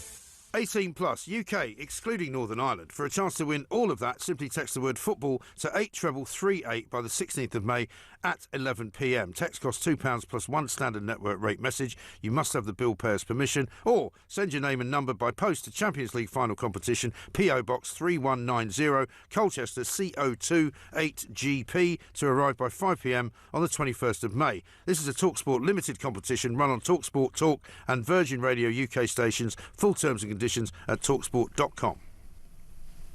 Thank you to everybody who's been in touch today. Bill in Aberdeen says, "Hi Peter, I understand what you're saying regarding your stance about being against the death penalty. However, if monsters like Axel Raducabana were hanged, surely his death would save others' lives due to the deterrent it would create. Other similarly minded monsters may think twice because they would know that they would be ending their own lives as well. Raducabana's death could save others, or at least reduce the frequency and number of similar crimes, plus the drain on prison costs would reduce." Bill, I don't think it's going to put anybody off. I really don't. I don't think, you know, a needle in the arm for a humane death, which is how it would happen, is going to put anybody off. Raducabana is an evil monster, and he did what he did because he wanted to and because he was able to. And I mean, there are ways maybe to prevent that. I don't think the death penalty is going to help. But listen, we'll respectfully disagree on my programmes. We disagree without being disagreeable. And Bill, thanks for your thoughts on that. I really appreciate it. Carl in Richmond's been in touch on recycling as well. Carl, you have the cardinal sin of going over the limit of 1 minute. You're 1 minute 13 seconds. However, Tech Up Dave says he's feeling generous, the content is good, and on a one-off basis we will pay Carl's message. This is about recycling. Hi, great show. Never called in before, but on the recycling, it's fascinating that how much people throw away or how much companies manufacture. There is a company out there in the world at the moment who've been heavily into research into making mycelial packaging, basically grown out of mushrooms. It can grow into a cardboard style and foam style product. And of course, after that, it basically just rots down as part of nature. And it doesn't last very long, but it's long enough to put the packaging together. So it helps reduce the single-use plastic. The other thing is ways of actually being able to use our household rubbish to have in our homes where it's practical, things like digesters to generate gas and safe burning equipment to actually generate heat and or electricity. There are many things out there in the world today, we just don't explore them enough, and there's always an excuse that it's too expensive. But what is the true cost? The true cost is time and effort, and the fact that we could actually do more and be more resilient. Thank you. Very interesting thoughts there, Carl. Appreciate that. Thank you for that. It also reminds me of a previous workplace I worked in. I hasten to add, not this workplace, a different workplace I once worked where a colleague said, "You know we're mushrooms, don't you?" To which I said, "What do you mean?" He said, "We're just perpetually kept in the dark, and occasionally they just throw a bit of over us." I'll not say what the person said, but it's a word that means excrement.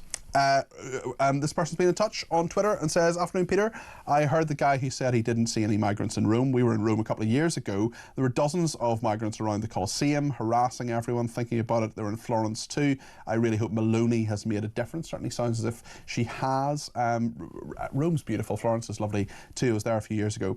Neil says, talking about actually, really interestingly, I think we'll play the clip again, actually, of Jonathan Brash. This is the Labour MP, the Labour backbencher, who told me earlier on he's voting against the government on disability benefits, breaking his silence and telling us exclusively here on Talk that he is joining the rebellion against Labour and its disability cuts. This is what Jonathan Brash, the Labour MP for Hartlepool, had to say.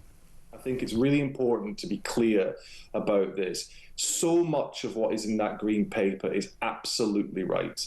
We have to reduce the benefit bill in this country. We have to get people back into work. Work is absolutely the right place for people to be.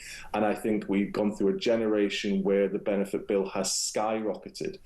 But cutting support for disabled people doesn't solve that problem.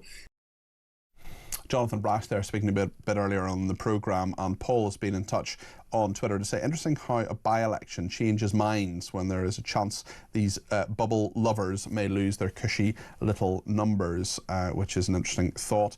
And Neil says he's only sorry now because Labour MPs can see defeat at the next general election. Well, there are 3 different clips of that interview. In fact, the whole thing is up on YouTube as well. So thank you to our technical wizard, Gareth, who has done that already. Appreciate that. I want to talk to Philip Ingram now. He's a former senior military intelligence officer, because there's quite a lot happening. European leaders holding a call with Donald Trump to discuss a 30-day ceasefire in Ukraine from Monday. This is Emmanuel Macron, Donald Tusk, Friedrich Merz, the leaders of France, Poland and Germany respectively, and our own Prime Minister Sir Keir Starmer in Kyiv to meet Volodymyr Zelensky, the Ukrainian president, for peace talks.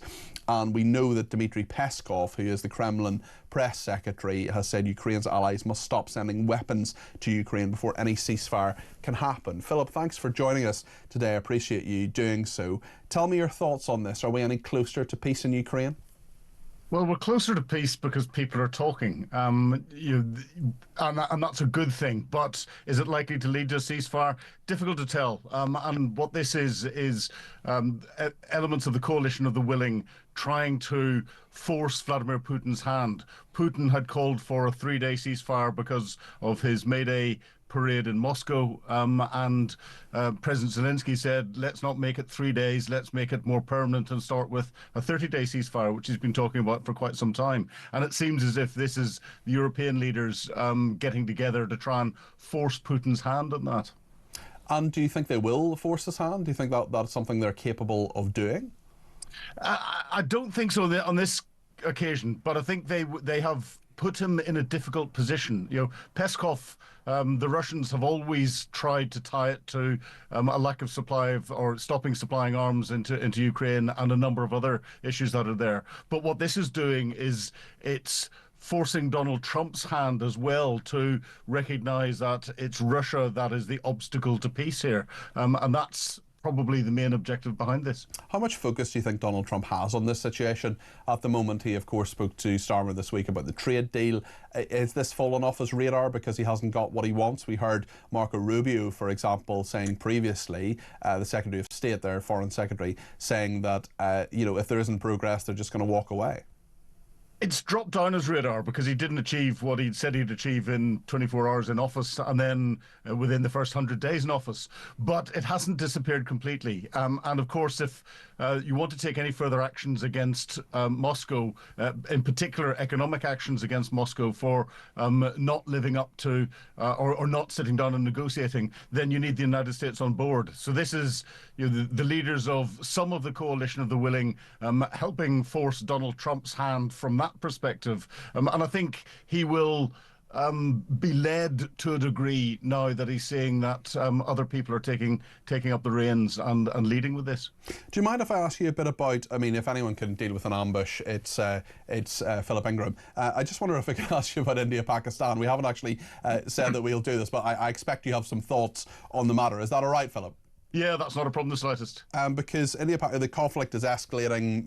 Missiles are being fired at military sites. More than 25 military sites in India have had missiles fired on them in retaliation for India's attacks on air bases. I just wonder what you make of this, because I think there's a lot of people in the UK thinking, what is this? We know it's an ancient conflict. We know it's been around for a long time. We know it's been around really since the partition of India, the end of colonialism. But what's it really about? And how would you explain that to people who are perhaps less informed than you, Philip?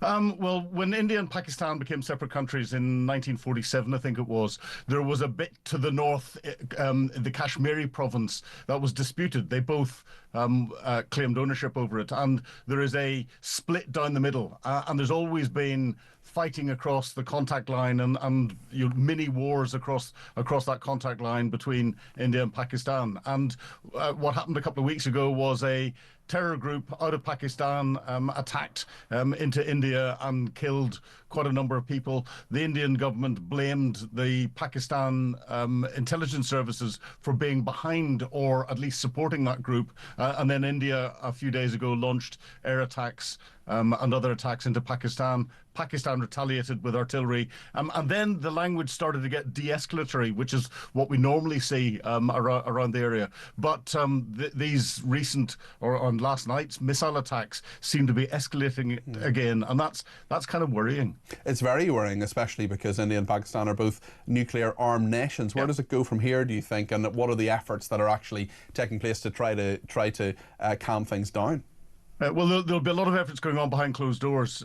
What I'm not seeing at the minute, which surprises me slightly, are other world leaders getting hugely involved. We've heard very little, actually, from Trump and Starmer, haven't we?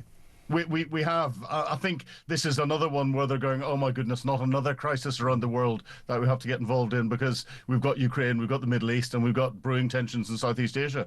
But the UAE have got involved. Now, the UAE have got good relations with both sides. However, there's always the potential for a bit of stirring going on from the likes of Vladimir Putin or Xi Jinping. Xi Jinping doesn't get on well with India at all. Putin would quite like there to be further unrest around the world that continues to take international focus away from what he's trying to do in Ukraine. So it's concerning at the moment, and we're not getting a lot of good information out because there's a lot of disinformation surrounding it at the moment. Philip, thank you very much. I really appreciate your thoughts today, this lunchtime. That is Philip Ingram, MBE. He is a former senior military intelligence officer. Lots to think about there. And Matthew has been in touch and says, on the death penalty, I think we should restore it for the likes of Axel Rudakabana, other terrorists and child abusers and murderers. It's not a deterrent, not at all. It's a punishment, the ultimate punishment, says Matthew. Penny says, is there any investigation going on into the part played by Rudakabana's behaviour for what they knew about the son they had responsibility for? The parents, I suppose the taxpayers paying for them to be in a safe house somewhere. Where is the justice, says Penny. Liam says, with this guy from Iraq with the tattoos, can I make a suggestion? Laser tattoo removal at my expense and then illegal migrant removal after. Got to be cheaper and works for everyone. Let's stop finding excuses and get rid. Joanna in Salisbury says, hi Cardi P, I'm level-headed and didn't used to get stressed until a few months ago. I live in a very small city. A large number of vape shops, nail bars and barber shops have appeared from nowhere in the last year. What unsettled me was 3 young men walking in front of me, jabbering in what I perceived to be Albanian. A very expensive 4x4 stopped in front of them and picked them up. I'm done with this country. What is happening to it, says Joanna. And thank you for your thoughts, Joanna. Well, we will continue the debate tomorrow. I'm going to be here between 10 and 12 tomorrow. Slightly shorter show because of the football. And coming up in a few minutes, TalkSport Game Day is live. Adrian Durham, Troy Deeney, Scott Minto and Mickey Gray will bring you all the goals as they go across the EFL playoffs and Premier League, as well as digesting the day's sporting headlines. And then from 5:30, a little bit later on, Jamie O'Hara and Jason Cundy will take your calls on the day's football and the game day phone-in. So plenty still to tune in on the radio, and of course there are lots of other programmes from us like What Just Happened and Plank of the Week and so on that will be on our visual channels and at the home of Common Sense. You remember you can listen, of course, on DAB Plus radio or your smart speaker, or you can watch us on YouTube or your connected devices. Something like 74% of homes actually have a smart TV, so you can watch us as well as listen to us if you don't already, and you just go to the Talk app and do that. I saw someone this week saying, oh, Talk's not on screens anymore. It is on many, many screens. It's on your phone, it's on your tablet, it's on your television, it's on your computer, it's anywhere you want it to be. So thank you to everybody who has been in touch today. And if you've any suggestions for questions that I should ask the Shadow Home Secretary, Chris Philp, well, he's going to be on tomorrow, and you can suggest them to me on Twitter if you want. You can tweet me at Peter Cardwell, just let me know the thoughts, or you can text them in, of course, as well. Thanks to the top team behind the glass who have been so helpful today, and indeed in setting up the programme. Fariza did that, Fariza Balgambayeva, and thank you to Tom Williots, who's been the producer today. The assistant producer has been Tommy Bateson. Tech Up Dave Rhodes, legend himself, has been listening, of course, to all the voice notes and playing them out as well. He's also been supplying me with biscuits, as he usually does. Video output has been Yana